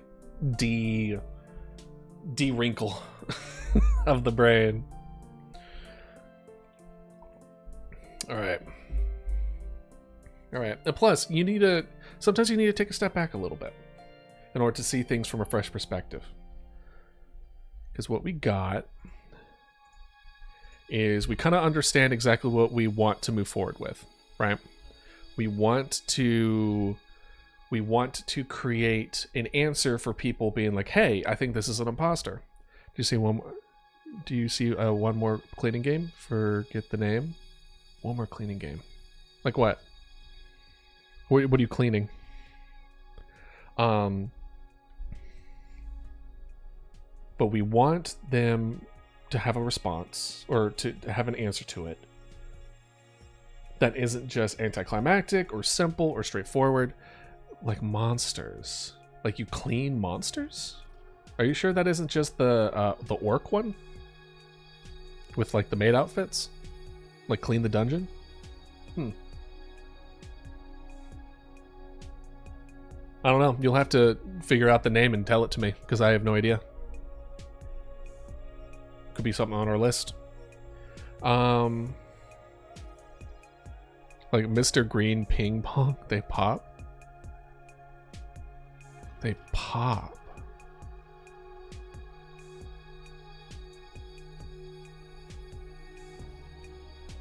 I don't know. That kind of registered something in my brain. Maybe I'll look around on the cleaning simulator section in Steam.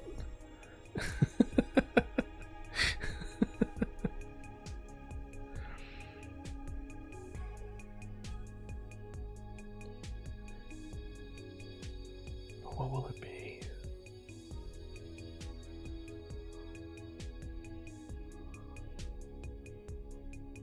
Oh, has a new one been a new Viscera game been teased? Do we have like a date or anything like that? Or is it just, we just know it's in the works? It's definitely been long enough. Let's see. They working? Hell yeah. They should take their time, man. No rush in the world. They did such an excellent job with the first one. Granted, it kind of breaks a bit, but it's old, so 2025. Put on my calendar.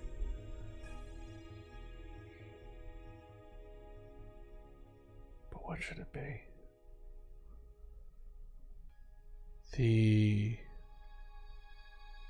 We like the idea of the auditory. We like a 2-day radio, because that's also accurate as far as what actually happens.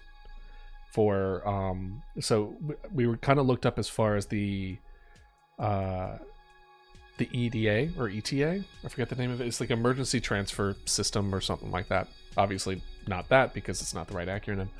But when you get a call, they then send a signal over to the appropriate location, and then they respond in kind, being like, okay, cool, we'll send out the appropriate resources. And then you have a two-way radio to then talk back and forth. Which is why I really liked the idea of the two-way radio.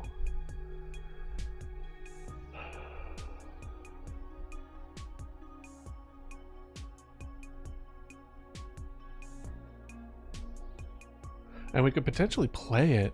Right back trying to find the horror game and cleaning game names. No problem. Yeah, let me know. But I also like the two-way radio because then they could talk to each other. But that would add a considerable amount of complexity, narratively speaking, if we have certain conversations between people. But there should also be conversations between people other than the main character in general. There just should be. Are we going to make it so everyone is everyone? Probably not. But I think having a handful would be pretty neat.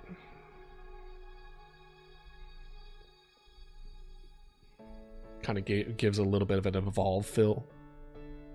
And for those that had no idea what I'm talking about, there was a game called Evolve a good amount of years back at this point, probably. But it was like one of the, I wouldn't say first, but one of the bigger guys' attempt to try to make a like 4 against 1, a 4v1 kind of multiplayer experience. And one of my favorite things about that game is that as you were loading into the fight, you would have a conversation between two of the characters. And that is how they would introduce the lore. Is that that's like not even 30-second conversation between those two characters gave you so much insight of who the relationship between each other are. And I loved it so much. And it's like it's not like they did every single combination with each other, right? They just did like a good amount of them and then just threw it in there. So we could potentially do something similar where it's like, oh, we have like, what did I say? 12, 8, 22 people. And then we could just have like 15 random interactions between each other as things are kind of going to the variable, the scale between everything is fine and oh my god, we're all gonna die and everything in between. We could do something like that, but so they should be able to talk to each other to a degree, and you should be able to hear it to a degree.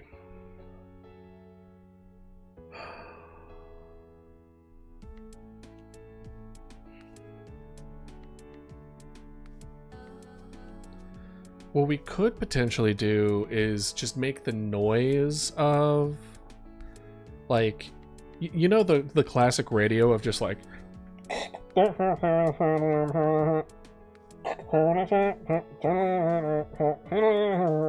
just nonsense, and then when the player wants to listen in, they could click it and then be like, oh, now I can hear everything.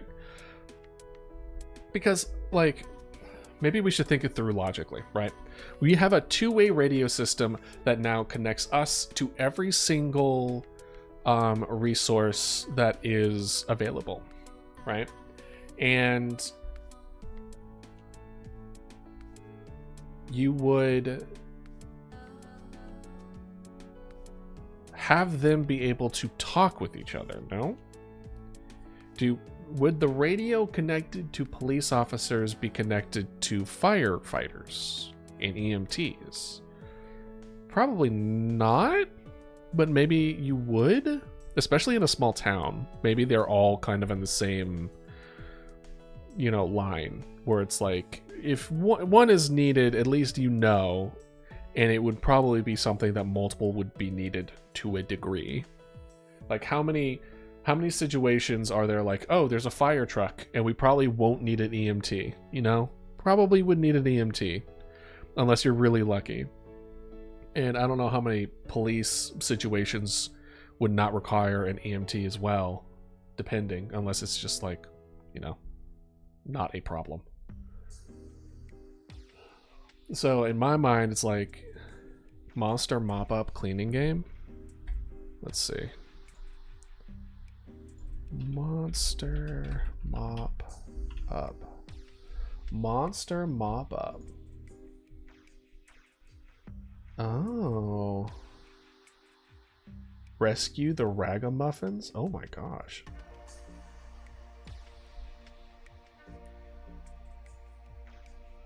It's little cute little guys though.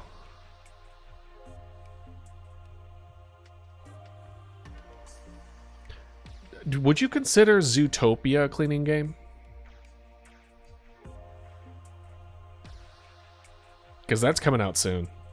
And I am so excited for that one. Wait, is it Zootopia? Am I confusing it with the effing movie? Zoocosis. You know Zootopia, the horror genre? No, it's Zoocosis. Damn it. Oh man, I mean, depending on your aspect, Zootopia is also terrifying. No, Zoocosis, the one where you're a zookeeper that the animals are becoming like these weird mutated things and you have to stop the spread of it. Not out yet, but so excited. That's gonna be a day one play for me. 100%. As soon as that comes out, I'm streaming. Haunted house. Haunted house.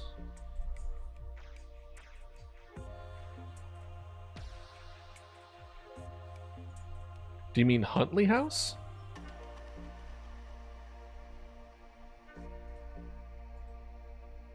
Hmm.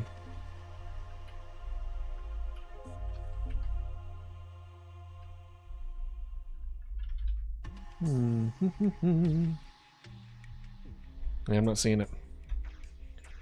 What was I saying? I was saying something. We were talking about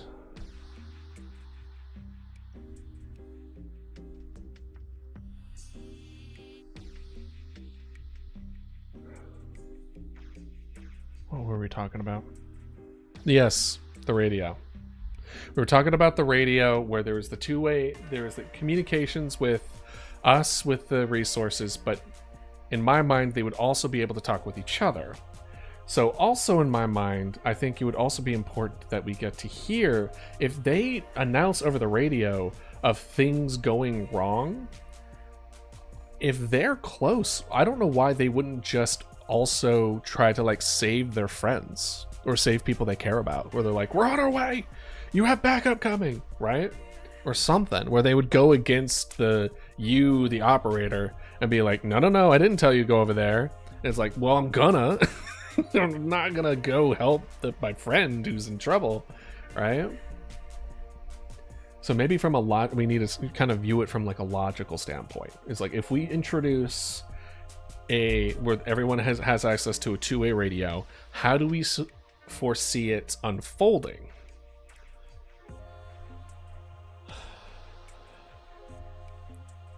I see it unfolding in the sense of they would be able to have a lot more interaction with each other, which I think is also very interesting.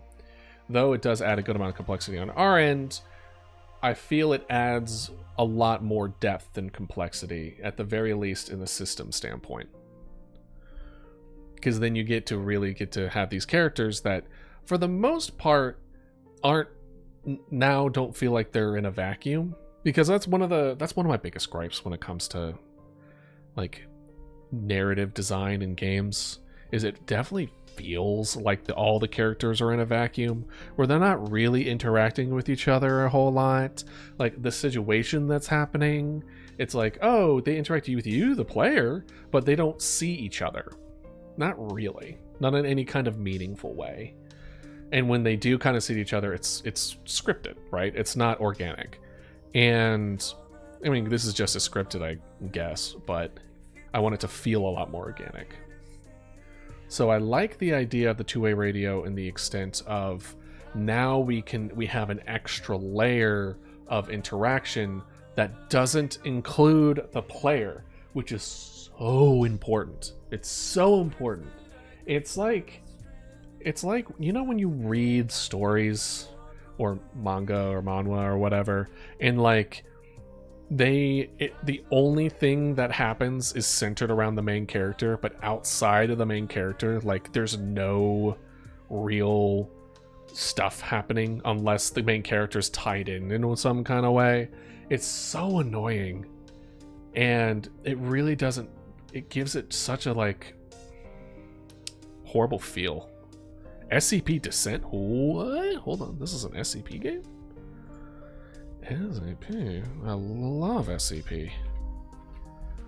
Descent. SCP Descent. Is this the multiplayer one? Ooh, what is this? Ooh. Ooh. Ooh. Stepped in the shoes of an unfortunate student long before the stairwell became a legend. Follow the clues left by those who came before. Your only choice is to descend. It is mixed. It is a mixed review. Let's check out the reviews. Let's see. While the jump scare placements were fantastic, the puzzle and pacing of the game was less than desirable. It felt way too short. It is able to be done within an hour if you understand the very vague puzzles. Story is all build up and no delivery. Overall, feels like the ending was a cheap way to call it quits midway through the actual game. The enemy AI is absolute garbage as well. They walk in place, blah blah blah blah blah. Let's read a good one. For me, I can do the demo for free, but it's only $7. And also, like, if we can beat it in an hour, we could just like refund it. I don't usually like going down that route, but depending if this is actually really bad, then you know, I will. But it's only like $8. 32.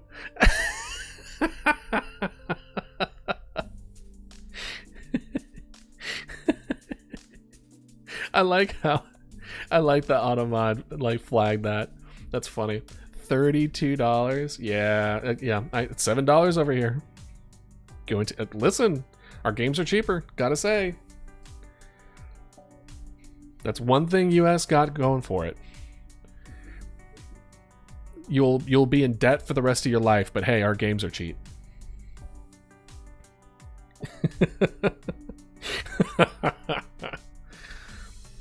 I mean, can't you do like a VPN thing where you could change your location and then it'll change your prices accordingly?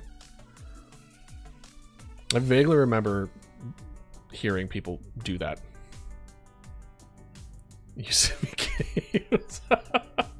I'm pretty sure that's against TOS on Twitch. Something tells me it's like if you start doing that, that's illegal.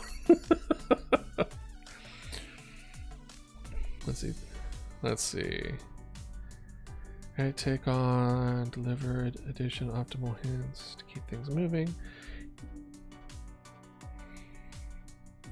I'm still reading some of the reviews on it. I'm just gonna add it to my wish list for now.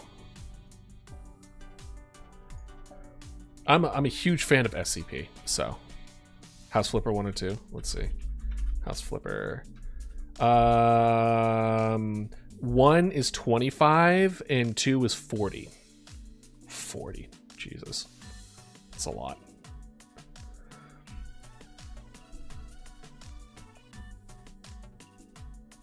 That's not including the $15 DLCs for all the House Flippers.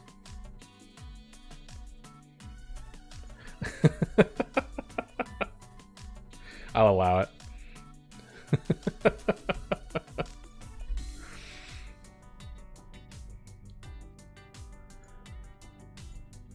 That's funny. Oh, but yeah, no, it's that's pricing for you. You can bug all games. I could potentially. Granted, 40 is a lot. 40 is asking for a lot.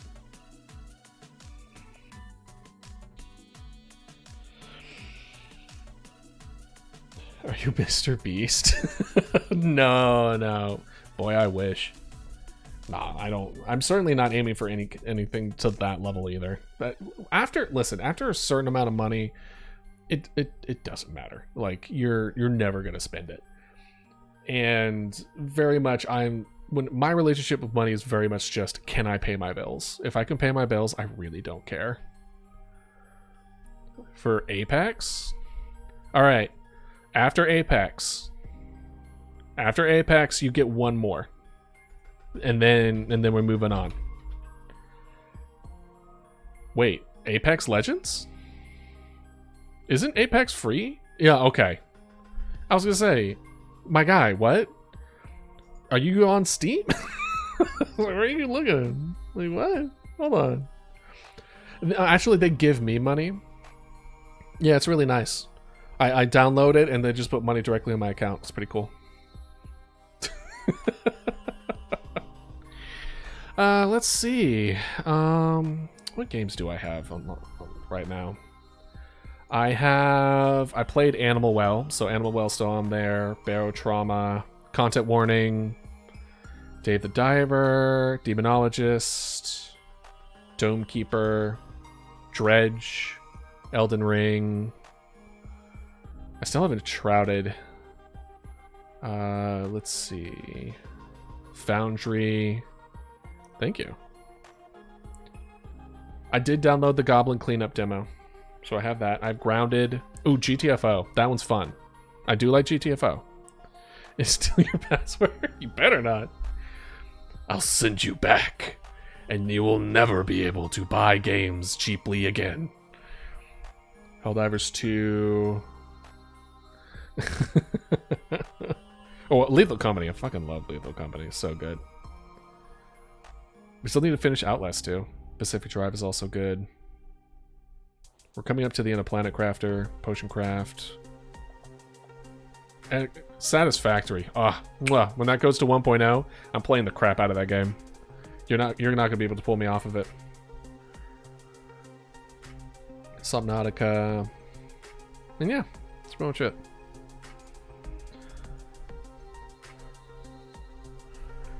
And I haven't touched console in forever.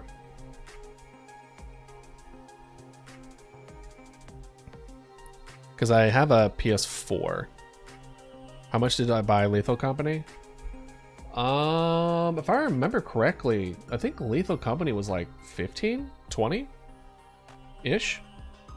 I want to say. It was very reasonably priced. I don't think it was over 30. How much was it for you? 45? Oh. Remind me not to buy games in Poland. Sounds gross. Could you, like, cross to a different country and use their Wi-Fi? Like, I don't think it's the case for all of Europe, no? Can you just, like, head over to Germany or something? Be like, hey. I don't know how it is over there.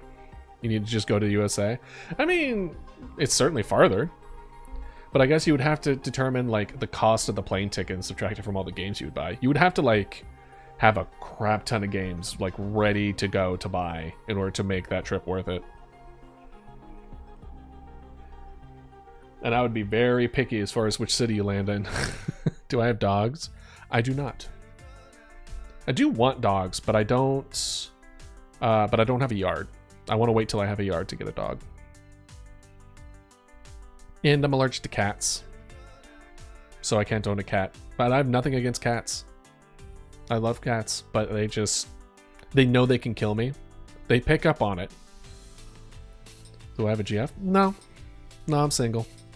Why are you asking, Agent? Why are you asking?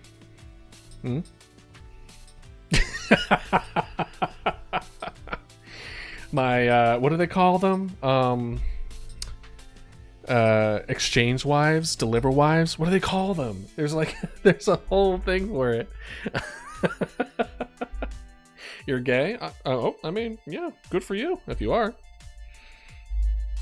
I am not.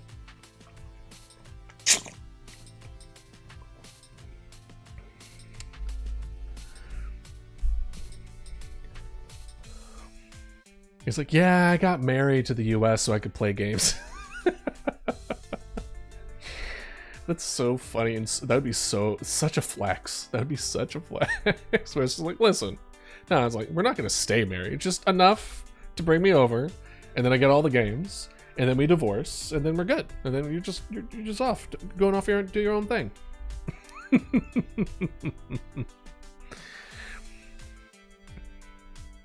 Oh man.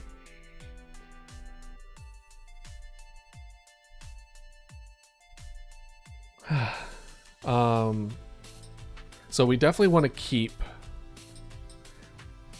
When did you start doing your game? I started. Hold on. I actually have a schedule that I didn't abide by, but I do have a schedule.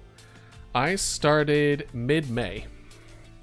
So like May 15th is when I started. My original goal was to have this finished by the end of July.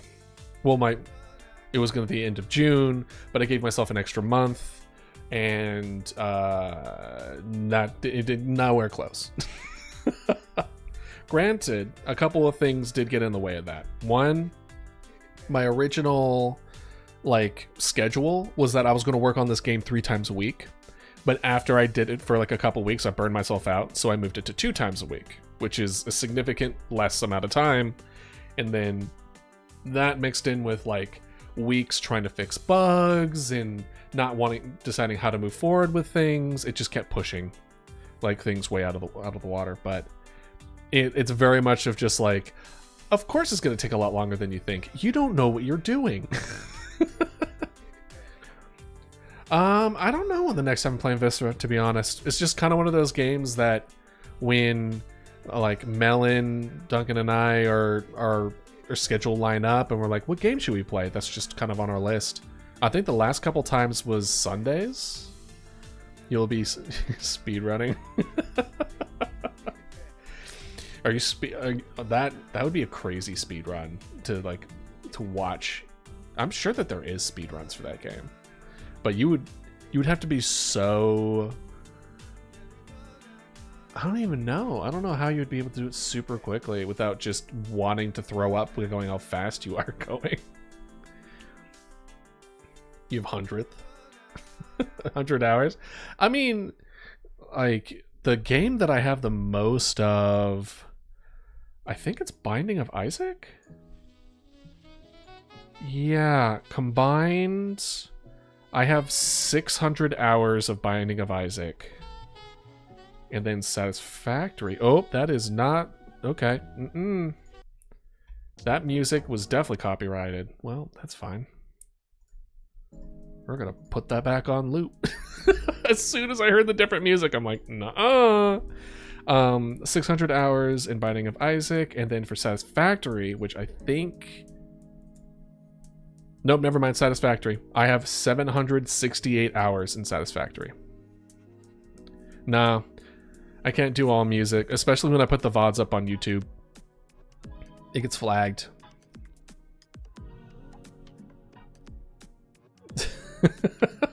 I love Satisfactory, okay? I love Satisfactory. It hits all the good parts of my brain, and it's I do it enough, and then I play for like 100, 200 hours, and then I'm like, I'm gonna step away, and then I step away until the next update comes out, and then I put another 100, 200 hours. Just keep going. Are you streaming just on Twitch? Yeah, just on Twitch for now.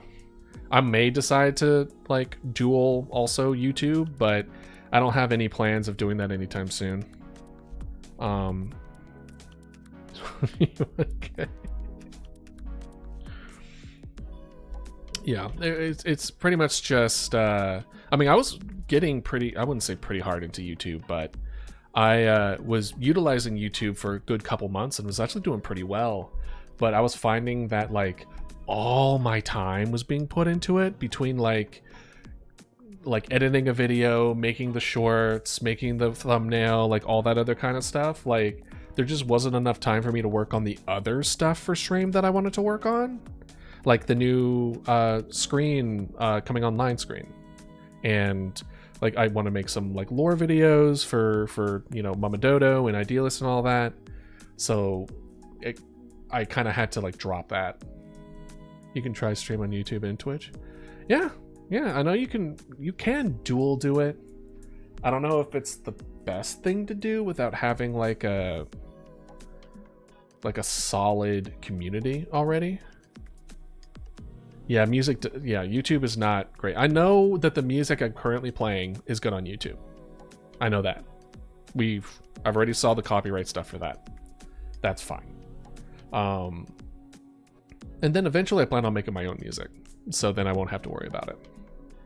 But, you know, the long list of things that need to get done that I haven't done, I'll just throw it in the bucket.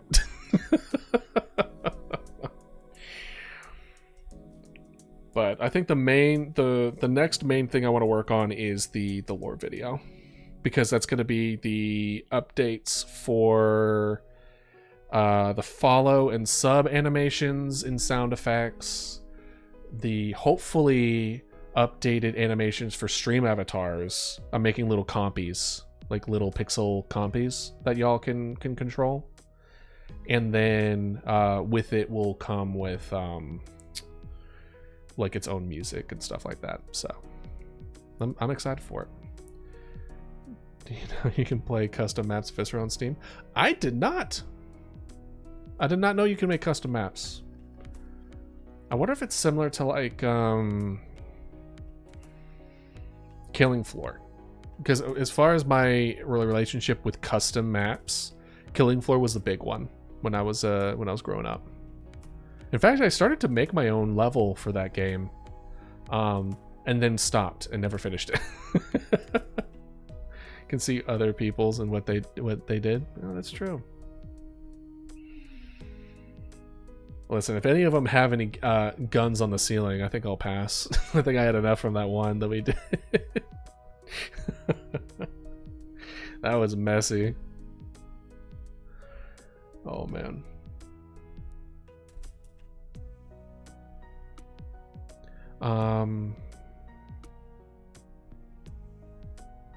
Yes. So, actually, you know what? I'm gonna get a refill of my water. And last, how much is for you to print the to read? All right, I'm gonna get a refill of my water. This is an opportunity for you to stretch, get some water, grab a snack, whatever it is you may need. Oh, wait, no, I'm not getting some grub. There, boom.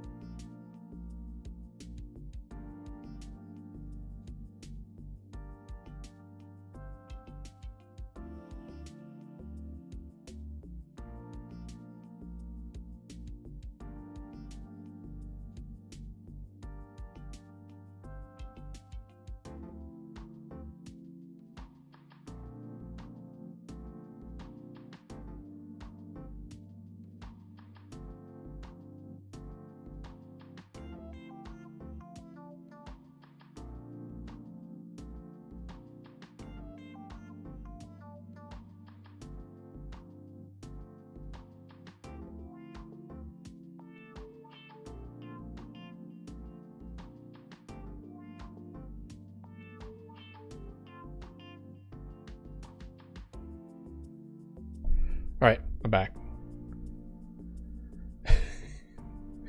Paint the town red. Let me check it out real quick.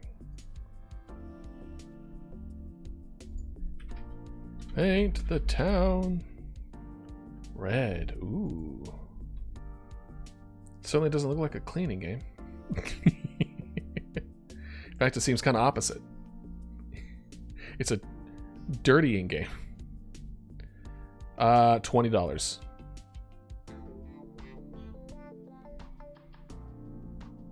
It is a $20 game for me.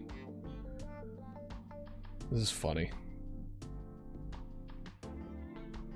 Brutal, though. Dang it. Did I leave my water? Yeah, 20.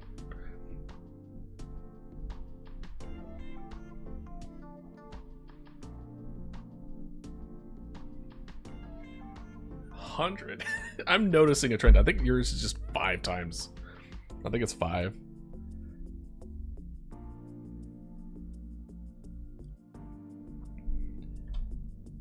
And maybe your maybe it has additional like costs associated to like violence and things of that nature. Because I can see that being a thing with like governments and things like that. When it comes to games where it's just like if it has sex or violence, they might have like an additional tax or something to it. I don't know if government has caught up that far yet, but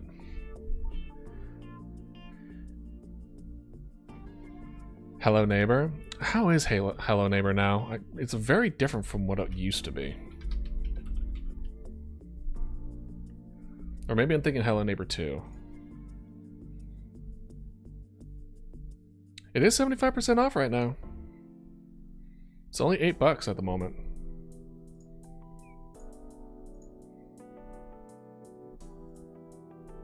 And Hello Neighbor is pretty funny. Consider it. Hello Neighbor 2, I think, is the multiplayer one. I'll add to my wish list.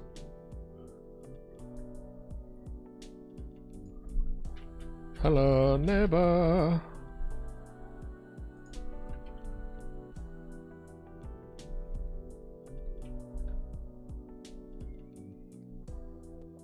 From his house. Oh.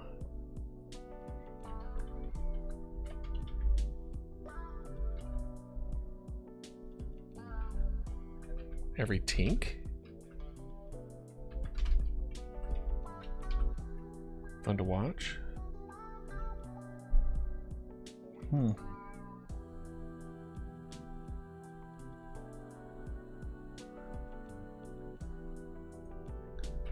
Hello, neighbor.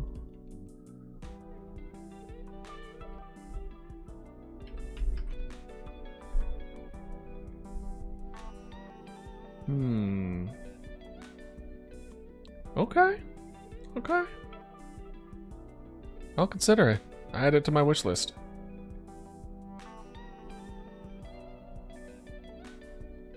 Steal everything? That's pretty funny.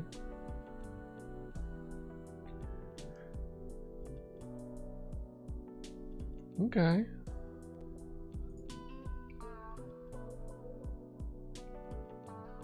Oh, okay. So the second one you try to sneak in and you're like a journalist. Okay.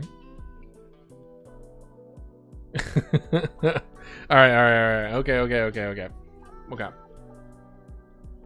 I mean, to be fair, you know, it's been a good conversation. All right. Okay. I mean, to be fair, we're still trying to figure out how we want to go about doing this. Because we're talking about the two-way radio. We're talking about moving things forward as far as how we want the player to be rewarded or do it. If it's free, I'll buy it. Yeah, actually, specifically for Poland, I'm gonna make it so it's $100. Specifically Poland, I'll make sure it's 100 for consistency.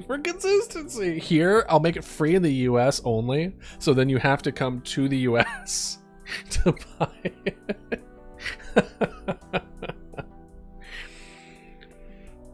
No. I don't know what's the deal with Poland and why it's so expensive over there, but when I figure out pricing per country, I'll have a better reason why. We will see. But I don't anticipate it being like super expensive. But we'll see. But good to know. Good to know. I'll try to at least not make it so it's like 45 for you. You have Euro? No, I have no idea. I also don't know what the conversion is for any of that. Because we have dollar. We have the American dollar. Poland has Poland money. Is it really called Poland money? Is it Poland dollar? Just, the Polish doubloons.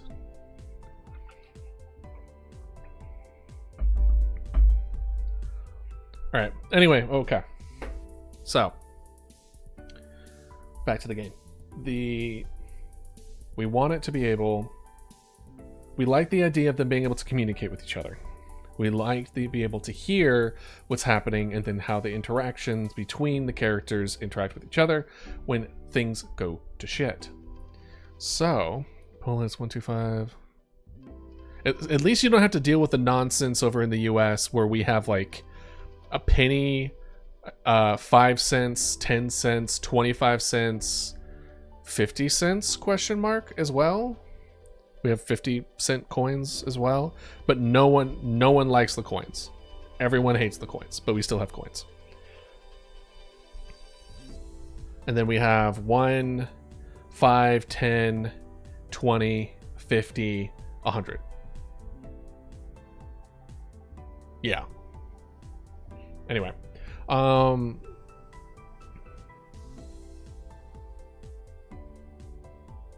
so we liked all that interaction. We like being able to hear what things are going on and knowing what is the result of that, including the potential of dragging other people, even more resources to the location in either defense or desperation.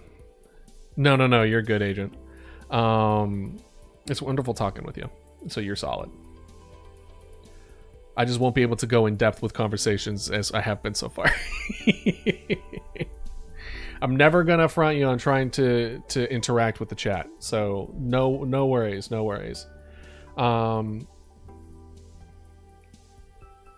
But what? So the issue with it is the fact that the way that it could play out is multiple things happening at once. I think what we need to do, instead of thinking of a new way to reward people, because we like that way. We like that way of it's going on over the radio. We just need to find to alleviate the problem of too many things happening at once. And I think as long as we balance it right, as long as we don't overwhelm the player to the extent of too many is happening,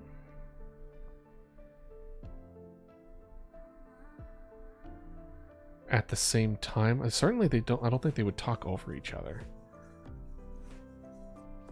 Because I think it would also be kind of interesting, instead of talking over each other, instead they talk, like, one group will be like, oh my gosh, things are happening, and then another group would be like, oh, this stuff is also happening over here, but they would alternate. They wouldn't talk at the same time, and then you wouldn't be able to understand either one. It's instead like they kind of wait just a little bit, but it's not for the whole thing to end. It's just that when they have the radio down, it delays it. If that makes any sense. Hold on, gonna sneeze. All right, go eat. Enjoy your food. And then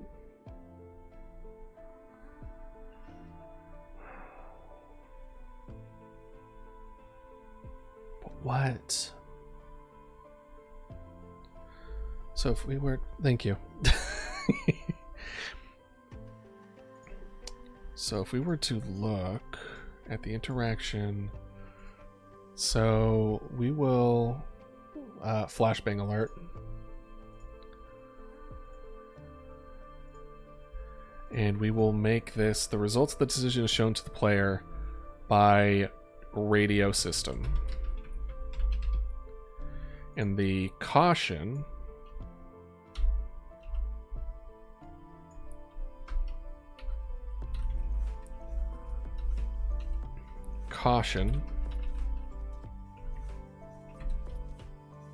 if multiple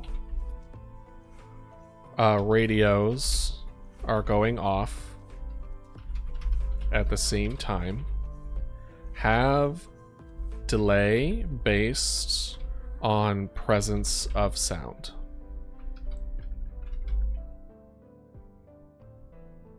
Or based on have moments of interruption to flip between the two and cause delay of incoming information. Because I don't think I mind the idea of like, oh my gosh, there's stuff happening over here. Oh, there's something over here. Oh, there's something over here. Everything's going crazy. Everything's going nuts.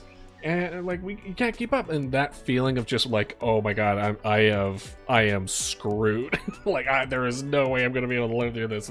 We're donezo. Because I also like the idea where it's like, oh, things are going wrong, and they're like, all right, we're on our way. We're heading over there right now. Like, I like that aspect of it. And maybe I was overplaying the consequences of the radio system. I think we're just at that point. Oh. Why aren't you... Weird? Okay. It wasn't updating for whatever reason. We're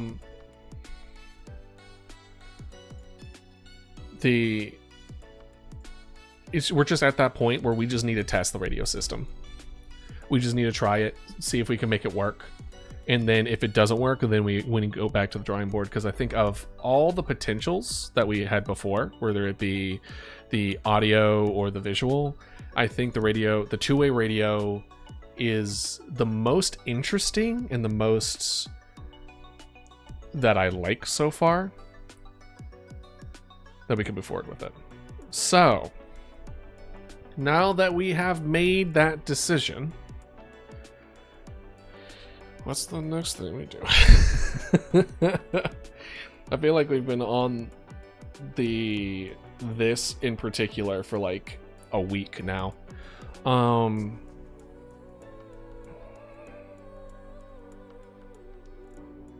So now that we've come to that, so if we go back to this, and I'll actually switch to display just for, so you can see this. So this is what we have so far. Is that you can click and it will move the resources accordingly, right? That's fine. So now that we have that here under control, let's get the display off.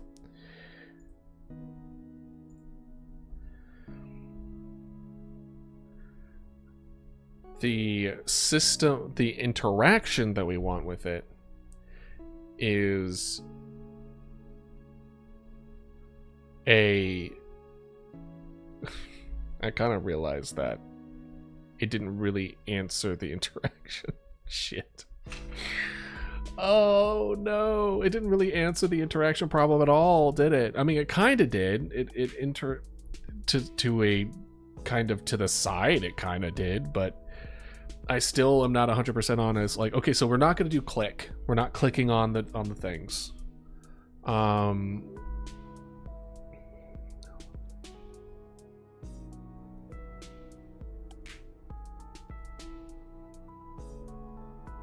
Shit. Because I think it was like, do we click the do we click the houses? Do we not clean the houses? Let me see this.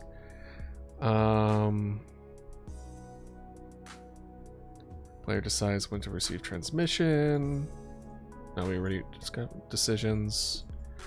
Two-way radio. Players hear the results of the decisions. Once multiple resources are dispatched, feedback will overlap, feeling chaos or disorder. No, we're against that. What we are is considered an integrated center. That's just knowledge.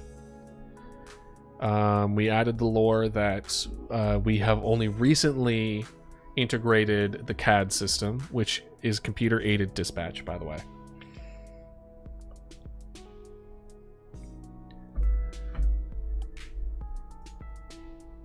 And then we have made the decision of utilize radio for interaction between the results of decisions for player and between characters.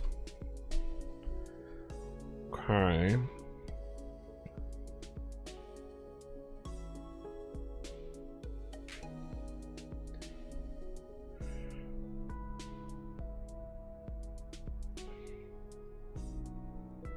Because originally the interaction was going to be click resources needed, then click house to send to location. That was it, right? And that's why we went through the whole process of coding to make it so that it goes where we click, because if we click the location, then we're fine. Then we'll just put in the thing of like, okay, so these resources, we have like an overlay where these resources are shown, and we click those and we're golden. And then congratulations, we have the interaction in place.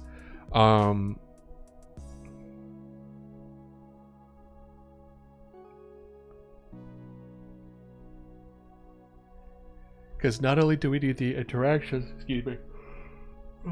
not only do we need the interactions between the resources and the houses that it will be sent to, but we also need the interaction between answering the phone, right?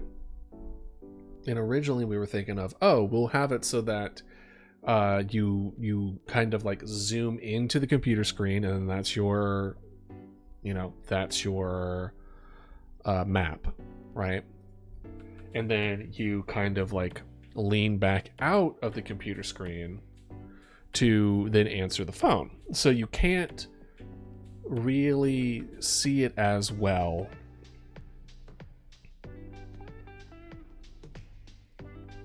Like, you couldn't just answer the phone through the screen. You have to physically click the phone. Or maybe we can tie it to like a button or something that you can press or something. But the idea of zoom into the map to interact with the map and zoom out in order to interact with the phone. So to kind of put it back for y'all,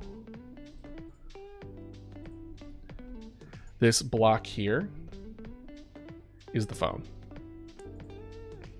And so it's kind of like, oh, so this would be the whole screen, or like this would be once we kind of like adjusted the screen, etc. So it's not squished.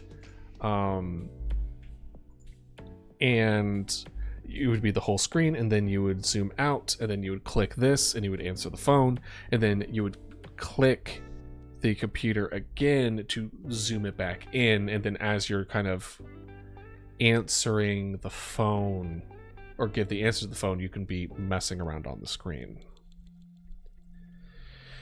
But the more I say it, the more it sounds annoying, doesn't it?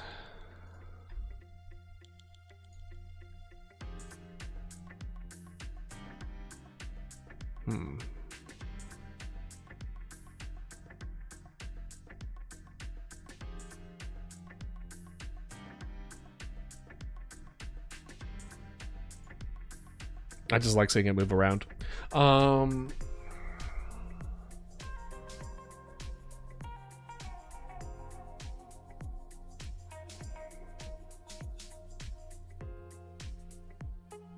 Because having it all out at once, I don't think is needed.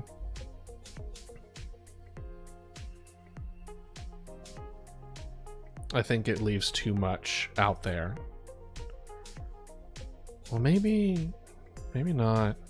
Maybe if we manipulate this background a little bit more. Oh. Right? If we manipulate the background a little more, then, you know. Did I break? Wee wee. By the way, if I do this, this stays the same, but this doesn't. So what I'm planning is that back here is like a kind of like out of focus screen. This will have like a projector or maybe a bunch of screens that's up that is kind of like keeping track of everything, but you never really get to see what's actually on it. And then when we go down the routes of releasing like emergency broadcast kind of situations, this will light up. Like this will kind of light up and play it in the background, thus giving a much more uneasy feeling, right? And then there'll be like people moving around and things like that. So what I would like is kind of like have this screen fill up a little bit more space, and then have this take a little bit less space.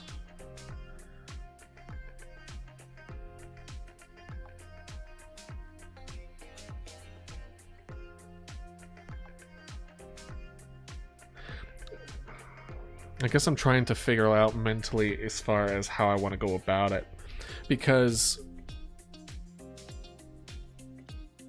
a part of me is just like, oh, you can make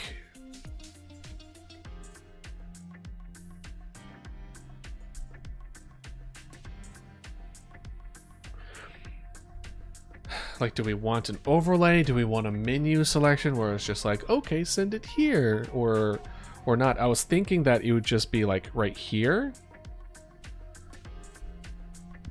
Let's see something. Let's in that. Let's go to the 3D space.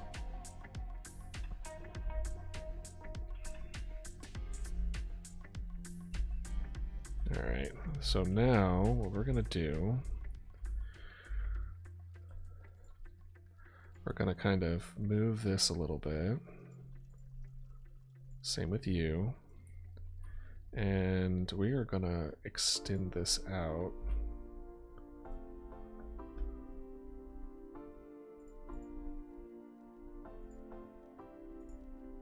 Why can I not?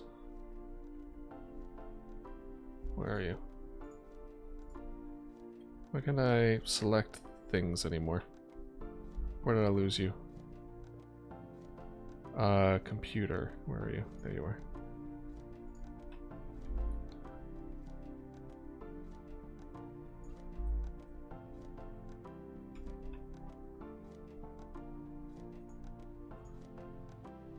And then we have phone.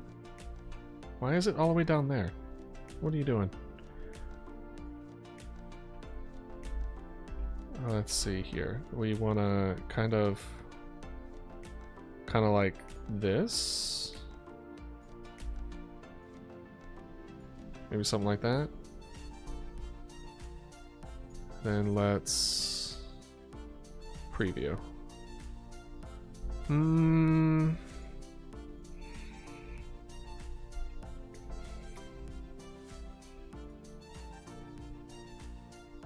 Computer. I was hoping we could kind of manipulate it from here. But this is kind of more what I'm talking about. I want to make this more towards the middle.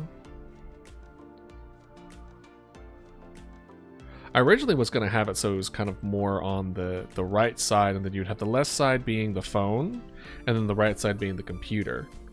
And then you would kind of have like this, like an empty space in the middle where you can kind of see stuff going on. But the idea is like, I want this to be the full screen, except you can kind of zoom out to see this screen. So like you have two different modes. You have this mode that you can see, that you can click on the phone and then go back in, because I want you to be able to see the stuff happening in the background a little bit. But I also, it's like, this is, considering this is the focus of everything, this is a lot of empty space to be dealing with, right? So, let's see here.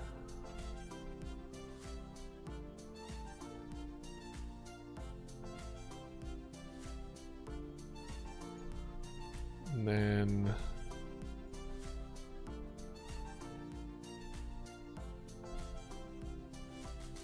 there we go. Camera preview. That's pretty good, right? So now phone.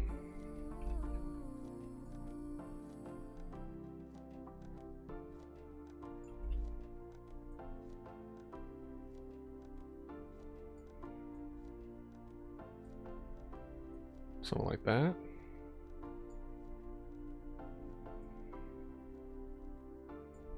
Maybe?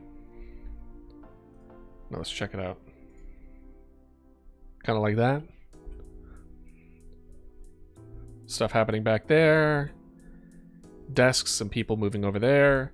You would click, zoom in, this becomes full screen, zoom out, click on the phone, or answer the phone call. And then I guess radio over here now, right?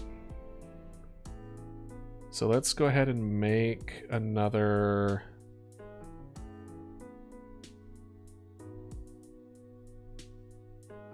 one of these. Add node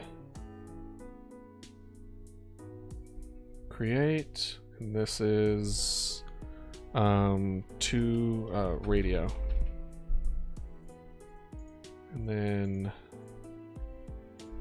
mesh 3D. And then this mesh is where's cube? Box mesh.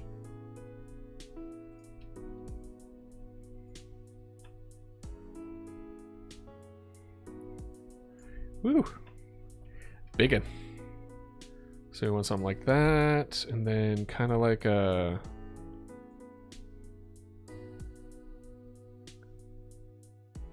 like that.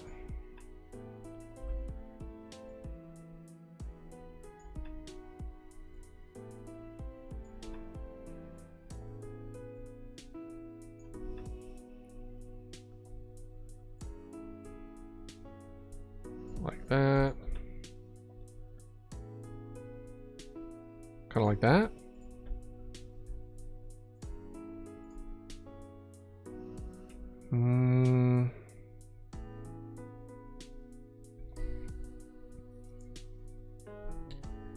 Maybe something like you can see here, and then you click here, and it will move the camera to the left, and then click here, move the camera to the right. Let's see. Radio.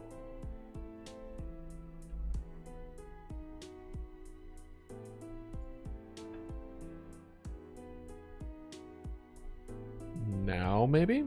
Let's look.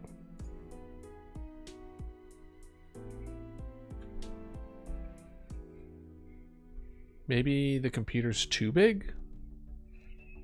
It takes up too much room? Let's see.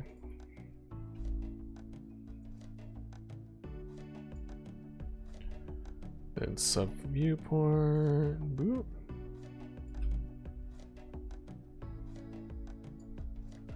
And then back to the radio. And then we'll do like this. Now let's see. That's not terrible. You have the phone on the left, you have the middle, and then one on the right.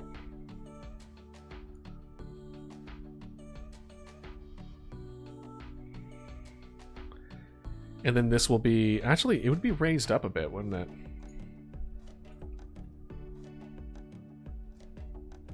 It would definitely be raised up a bit.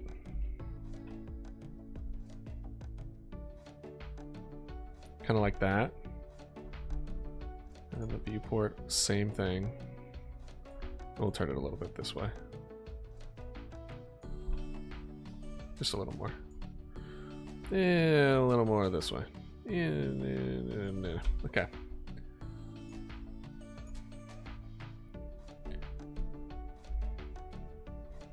Actually, it's kind of funny. It looks like it's one giant thing, but it's not.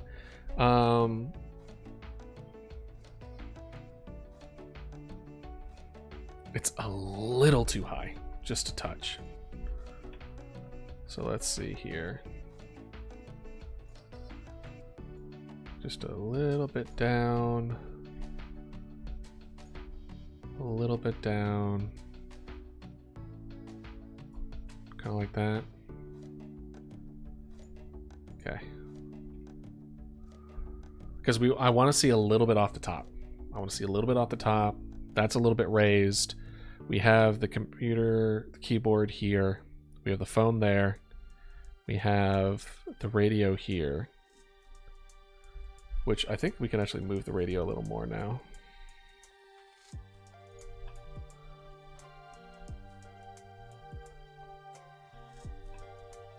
Kind of like that.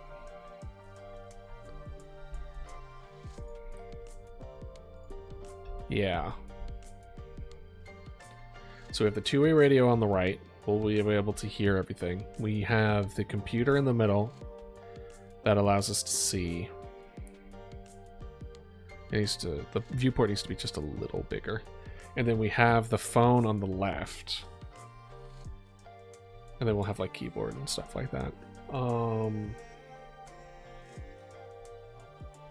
I might make it so that if you type in the game, there's like a keyboard sound effect. We'll see. Let's see here.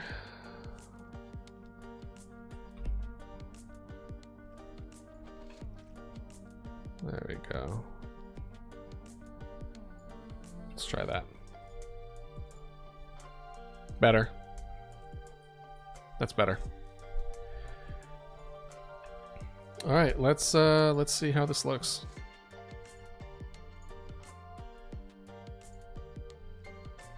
Okay. It's not nearly as crunchy as what it was.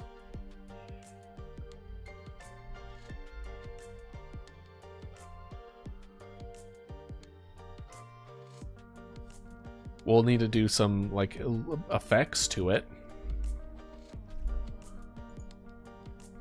Oh. I'm forgetting that whatever reason this is the interaction piece. We'll need to change that, definitely, but I mean, depending on how our click thing is going to go, whether or not we will do like click over here and then boop. So I'm like boop. So it would be like, oh, I do this resource, this resource, and then I want you to go here. And then they will, once they have completed, they will then return to where they began. Like that's the big thing, right? The big thing is that they return back to base once they are done.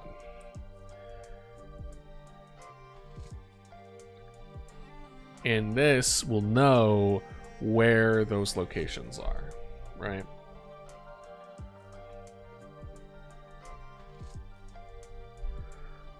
But what we will need is... Mama Dodo, why are you flying?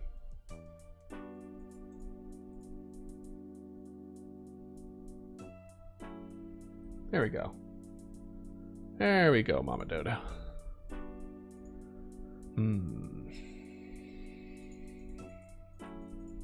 And now you no longer function. Alright.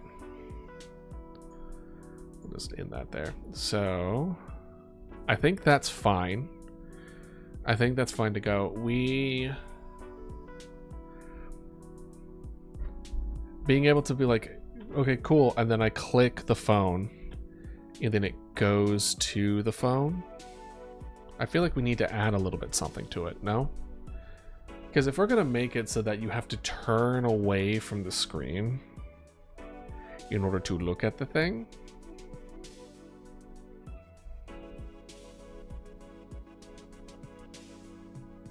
I'm trying to figure out why I want you to look away from the screen. And I think it's because of, honestly, Five Nights at Freddy's. Because Five Nights at Freddy's, what you essentially have to do is, I mean, obviously, I feel like most of y'all have seen the original at this point, but by breaking it down, you gain information by looking around at the cameras at exchange and not being able to immediately control the doors. There's a reason why you are asked to cut the screen off, lean over, and then manually turn off those. And I don't think a lot of people think about that kind of stuff where it's like that kind of delay, because it's an exchange. It's an exchange of information for control. You lose the ability to turn, like to close the doors while you are gaining that information of seeing what's around you. And that has that additional feeling of helplessness where it's like, I need to know. And that's the kind of feel I want to duplicate here, where it's the main screen here is the focus and what you're going to get as far as the information that you need in order to function, right? In order to do what you want.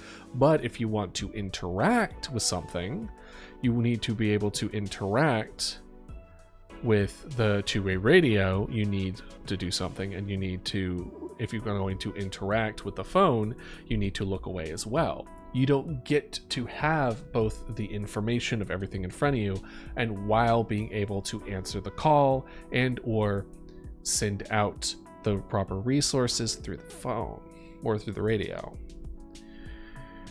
Another way we could go about it is interacting with, by saying like, cool, I'm going to these resources, put these resources on standby. And instead of clicking it on an overlay, instead you zoom out and then you click the radio.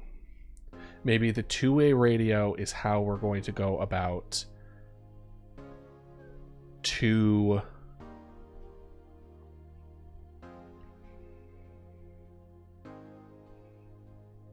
so here's a thought, because one of the things that we have written down is the fact that they added, or at least for when regarding with the CAD system, right, is that there is additional keys that is on the interaction with the two-way radio. It's like a numpad, right? But it has A, B, C, D. It has additional letters to them that aren't on a normal phone. So what if, right? What if that there is a keypad like here, right? And this keypad, hold on. Ugh. Moving my iPad. I forgot what I was even looking at before I even came on stream, but I was looking at something. What if there is a numpad here that what you are asking for the players is hitting the number and then the corresponding ones. So let's pretend A is policeman, B is EMT, and C is fire trucks, right? So in order to tell somebody that I need 2 policemen, 2 EMTs, and 1 fire truck, you hit 2A, 2B, 1C. And then you hit enter. And then the two-way radio will send out the signal, and then it will send those people appropriately to that location. So then it's not about clicking things, it's about putting the right code in response to it.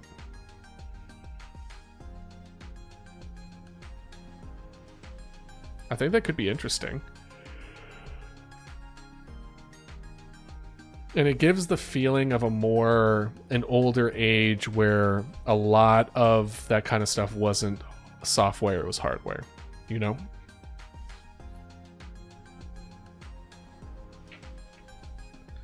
So what if we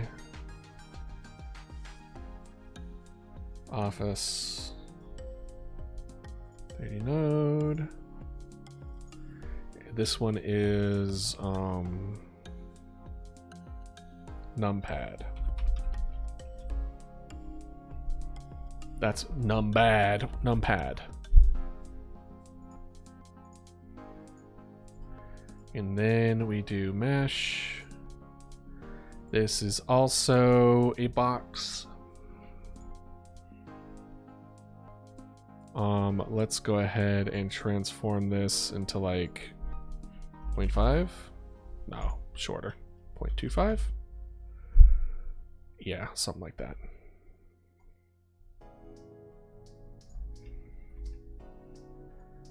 Kind of like this.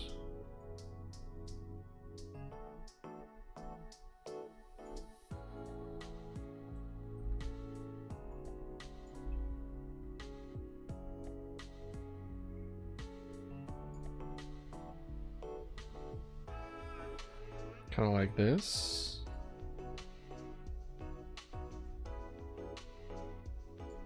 Oh, let's see. Let's see how this looks. Kind of like that, where you would have the thing up, and then you would lean over to the left, and you would do that, and then you'd lean over to the right and do this. I think this should be more out of sight, and I think the phone should also be more out of sight. So you see like the edge of it, like you see a little bit here to the left, and then you see a little bit here to the right, but then otherwise you see the computer, right?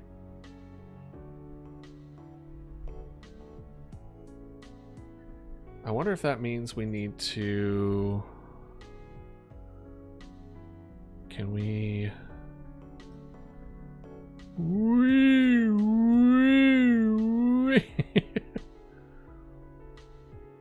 Kind of like this.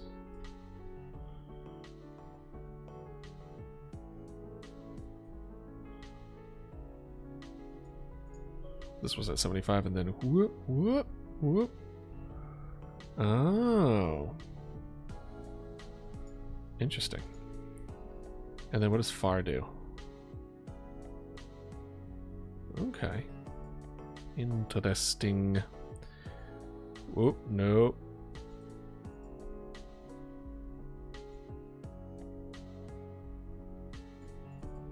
So negative 90 is where that was. That's not what I put. Negative 90, please. Thank you.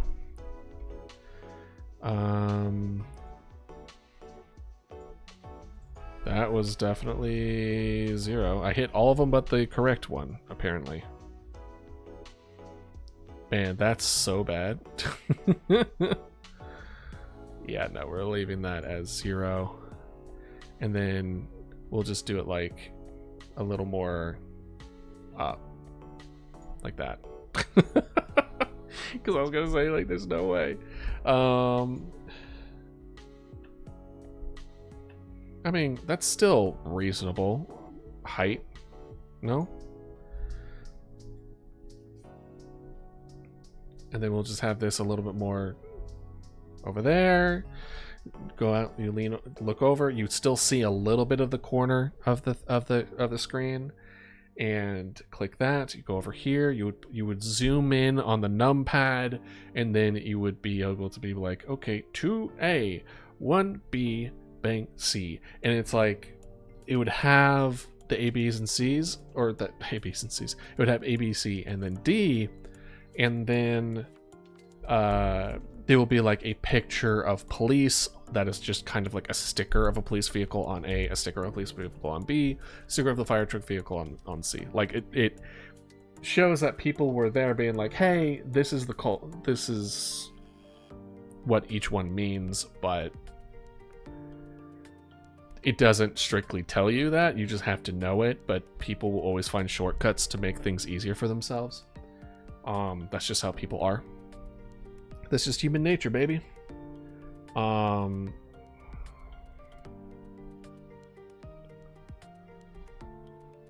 And then, so let's add that to interactions. Decisions. Make a numpad for deciding how many resources to allocate. Because the way that the CAD system works, apparently, is that there's a phone call that comes in, and then it's just like, if there's an arbitrary number given to it, it's like, this is case 10051 or something. And then it's like, it shows the name of the person, it shows the address, it shows all the things. And we could go down the route in the similar thing of like not my neighbor and things of that nature, where you ask follow-up questions like where are you located, or where do you live, and what is your name, and then we verify that with the automatic system that is given to us. We could go down that route as an additional layer to determine falsity. But at the same time, those kind of games that like doing that is all there is just the determination of falsity by asking those questions. This has the determination of falsity as well as like vocalizations and sentence structure and all that other kind of stuff that we want to play with. So that's a lot. That's a lot of things that you need to determine on top of everything else that you're trying to in a very stressful situation, right? Because we have to keep in mind that in a horror environment, like strategical thinking and horror often do not mix well together. You do not make good decisions when you are scared. When you are tense, when you are stressed, you do not make the best decisions. And we need to keep in mind of like, yeah, this seems really simple, this seems really straightforward, but we're also very much the people making the game. So it's, of course, it's going to feel easy to us because we're seeing it from our point of view.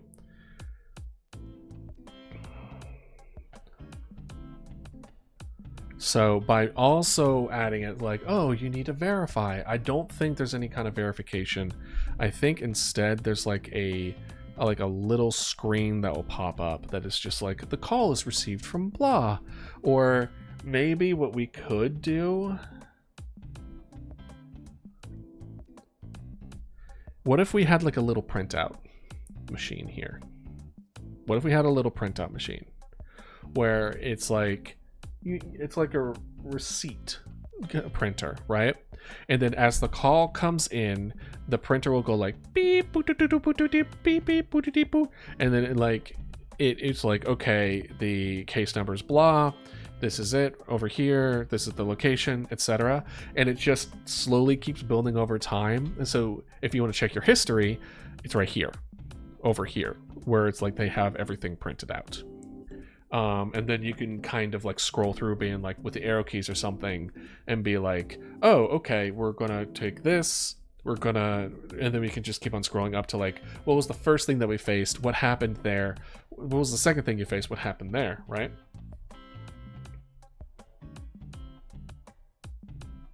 So I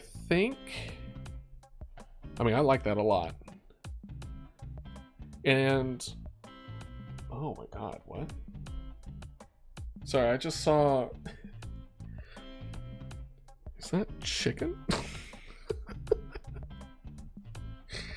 I had something on my arm, and I'm like, I think that might be the seasonings of the chicken, but why do I have chicken seasoning on my arm? Listen, I may be a bit fat, but I'm not that fat. You know what I mean? Oh, man. All right. Anyway. Let's add it. Office, child. We're going to add another node.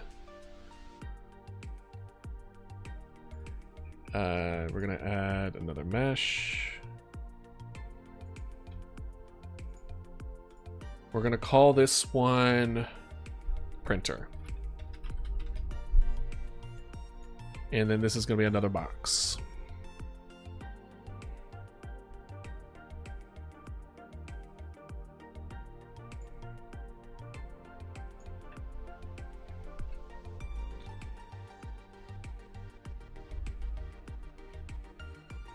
And then we're going to transform this to like 0.25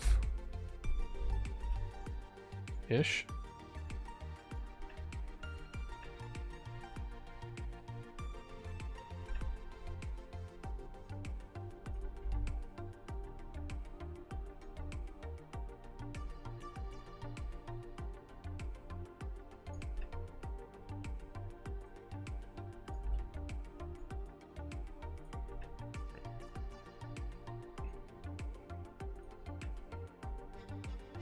And then we'll add another node, and we'll put this one as paper. Let's do print paper. Then add another one, add another mesh instance, except this one is a plain mesh.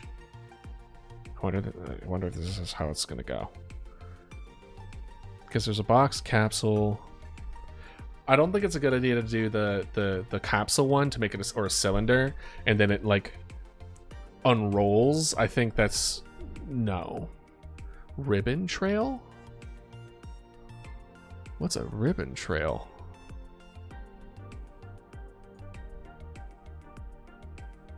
Let's look it up. Godot ribbon trail mesh.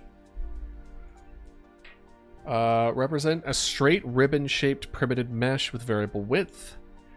The ribbon is composed of a number of a flat or cross-shaped sections, each the same section length and number of section segments. A curve is sampled along the total length of the ribbon, meaning that the curve determines the size of the ribbon along its length.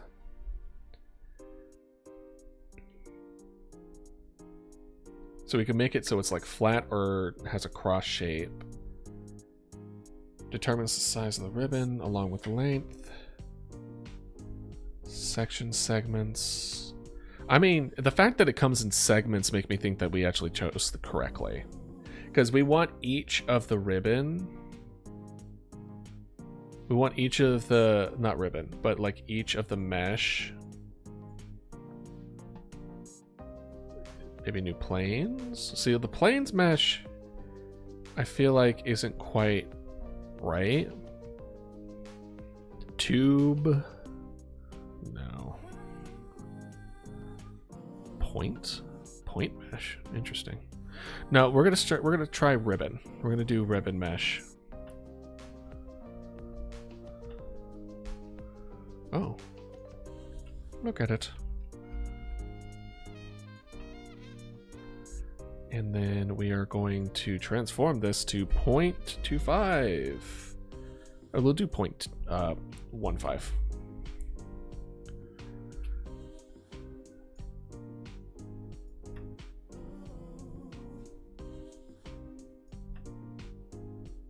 Then we'll have like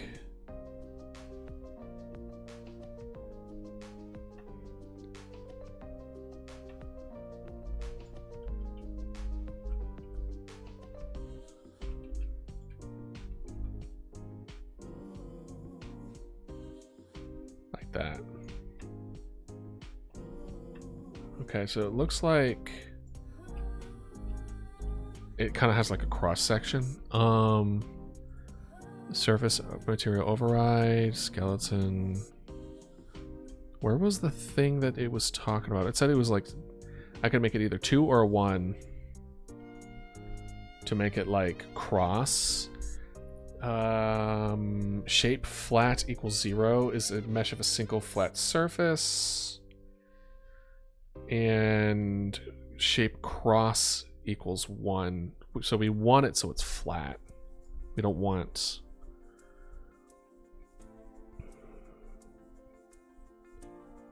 that's geometry. I don't think it's that. I don't think it's that one.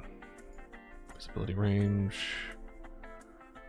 Position Euler. I don't know. I don't think it matters. What I do want though is as it's printing out, it like curls. We want this to curl. We want it to kind of lean back and have more of a paper quality. But that's not here nor there. We are not at that point yet. We haven't even made the thing to be able to print, like, let alone, we don't have anything to put on the thing, let alone not on the thing. You know, that made sense, right? Sure, Idealist, it made sense. That looks awful. Oh boy. Anyway, so what we have is we have the computer screen, we have the phone. The phone, when answered, will print this piece of paper that will have like a history of all the things that we went through today, and that will just print off. We see the paper and utilize it. So like, okay, it's at like this location or something, right? And how would we link that with the map so that the player can kind of properly understand it, right? Now, part of me wants to say like any notes or anything would also be on there.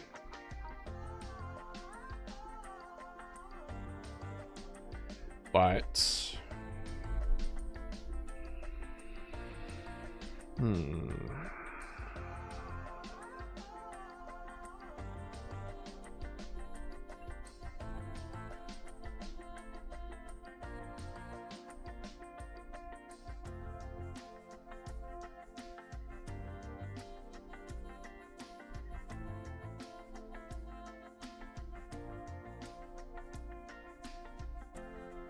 and then on the right side we have the number pad that would link to the radio. And the radio by itself is just there for us to be able to hear everything that's going on.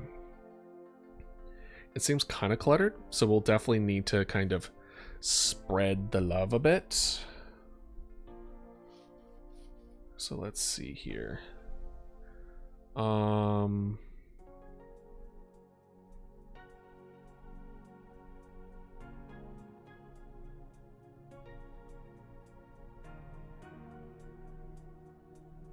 It's a node 3D. I wish I could put them into like groups, like left, right, left. I mean, I guess what I could do, because this is a lot on one, what we could do is make like computer. And then we make a different scene where that computer, where everything is kind of like linked and brought in, etc. Similar to like the police here. Speaking of which, position 505, 570, and then ambulances. Yeah. Let's see here. This needs to go down to like 570. No. 500. 550 or 450. 300.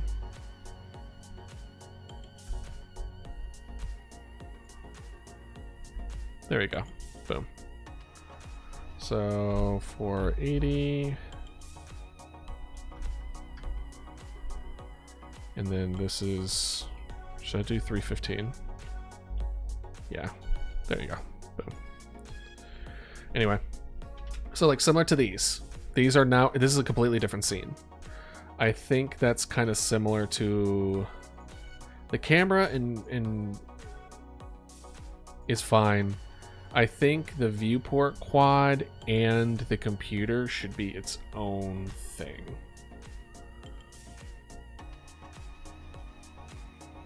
So as we affect that, we move on that way. And it's the same for all these houses. Points of interest, old houses, poor houses.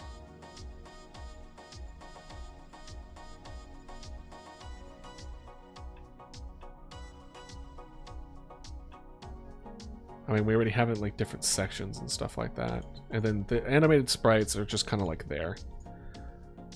Roads. I feel like roads we can just get rid of.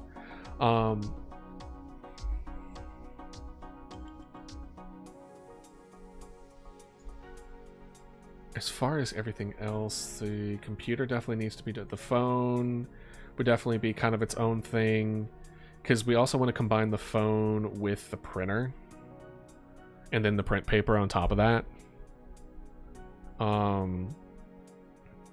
Well, yes and no, now that I think about it. Kind of feel that the printer and the print paper needs to be the same, you know?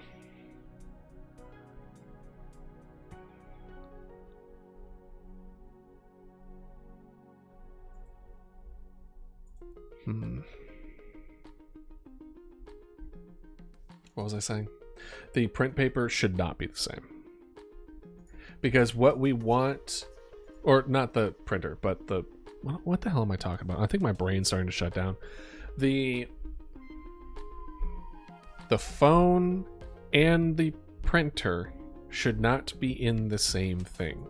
Because what the phone's gonna do, it's gonna receive calls from houses, and it's gonna have special interactions with the player that you click on it, and then you get the ding, and then that will then talk to the printer, and then it will spit out that kind of information. It will literally, quote unquote, print that there. And I think it would be kind of interesting to make it so that it will also print any and all information that you want to give to it that would be in a history there. Whereas just like maybe is like could be is like definitely imposter or definitely not a real person. And then you just like print it off, right?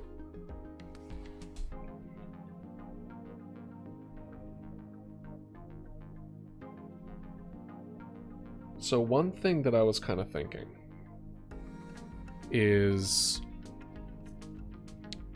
what if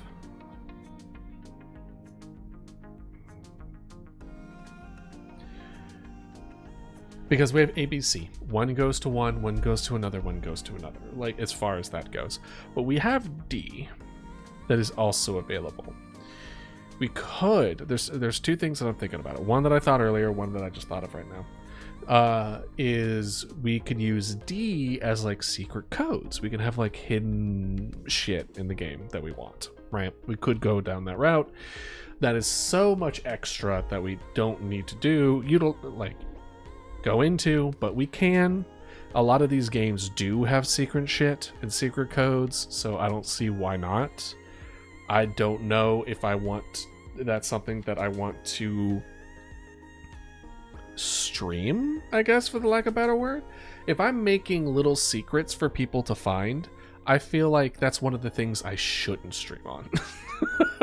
You know? Because then people are like, let's just look at his old streams, let's just see. But no, it would be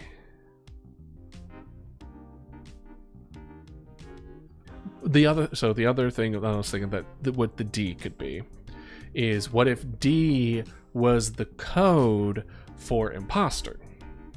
What if you used D, where it's just like you send that out and then now D is applied, so then they know that this is not going to be a real person.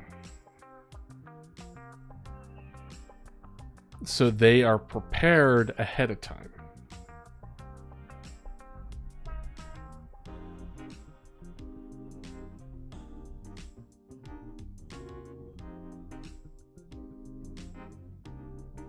But we still don't really know how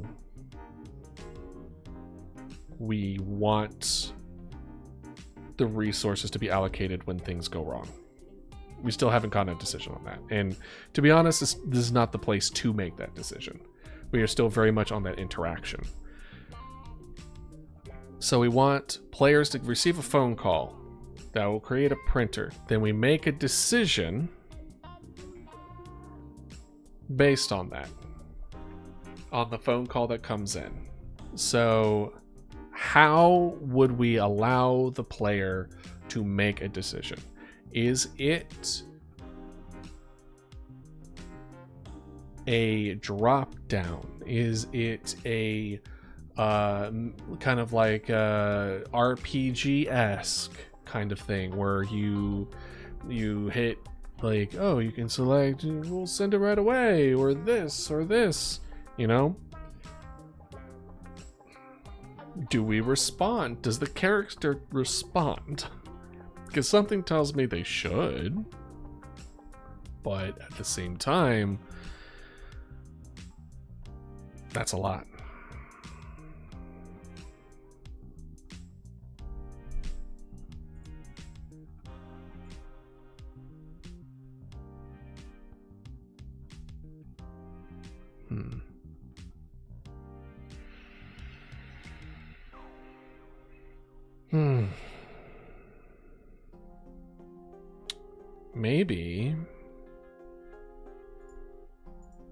Maybe we cut it there. What do y'all think? Should we just cut it there? Because as far as progression goes, we've made some leeway. We didn't do any coding, but now we have added the numpad for the choosing different, like, what things to send. And we have created a printer with the phone that is now going to be utilized as, like, things that you can look back on, historically speaking, that is much more in universe versus just, you know, a thing on a screen. And we've pretty much gone away with the idea of just clicking the house to send to. But so we kind of have the beginning interaction in the end interaction, but we haven't figured out what our middle interaction is gonna be. Make a numpad for deciding how many resources allocate. A printer will print the name and location of incoming call, of answered call, and any other important information during the ticket, while the ticket is being open. While the ticket is open. So we have the beginning, we have the end, but we need a middle. We need to figure out how they're going to go about properly utilizing, or like not properly utilizing, but just being like, cool, I click this in a menu, or I click, do I just move to the numpad? Do I answer? Do I respond? If I respond, how do I respond? In what way am I responding? Is it going to be voiced? Is it not going to be voiced? I think we made some progress. It's at least better than the last few that we've done, but still not great. Well, and also, just a heads up that there will not be any game dev for the rest of this week because I will be out of town Thursday through Sunday. So,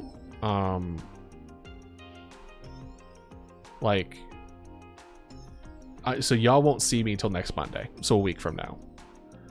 And we'll probably do this. We might have to move this to Tuesday, depending how I'm feeling, and then we might just do like a game or something next Monday. But yeah, so I'm fine. I think we're gonna end just a little early because it seems we're a little light at the moment. So I'm fine with ending a little bit early here because I also have an appointment I need to go to in like 30 minutes or so. So, that being said, thank all of you who have joined me today. We kind of went down a different tangent, but you know, that is absolutely fine. It's wonderful talking with y'all. And I hope you all have a wonderful day, and hopefully I'll see you tomorrow. Take care.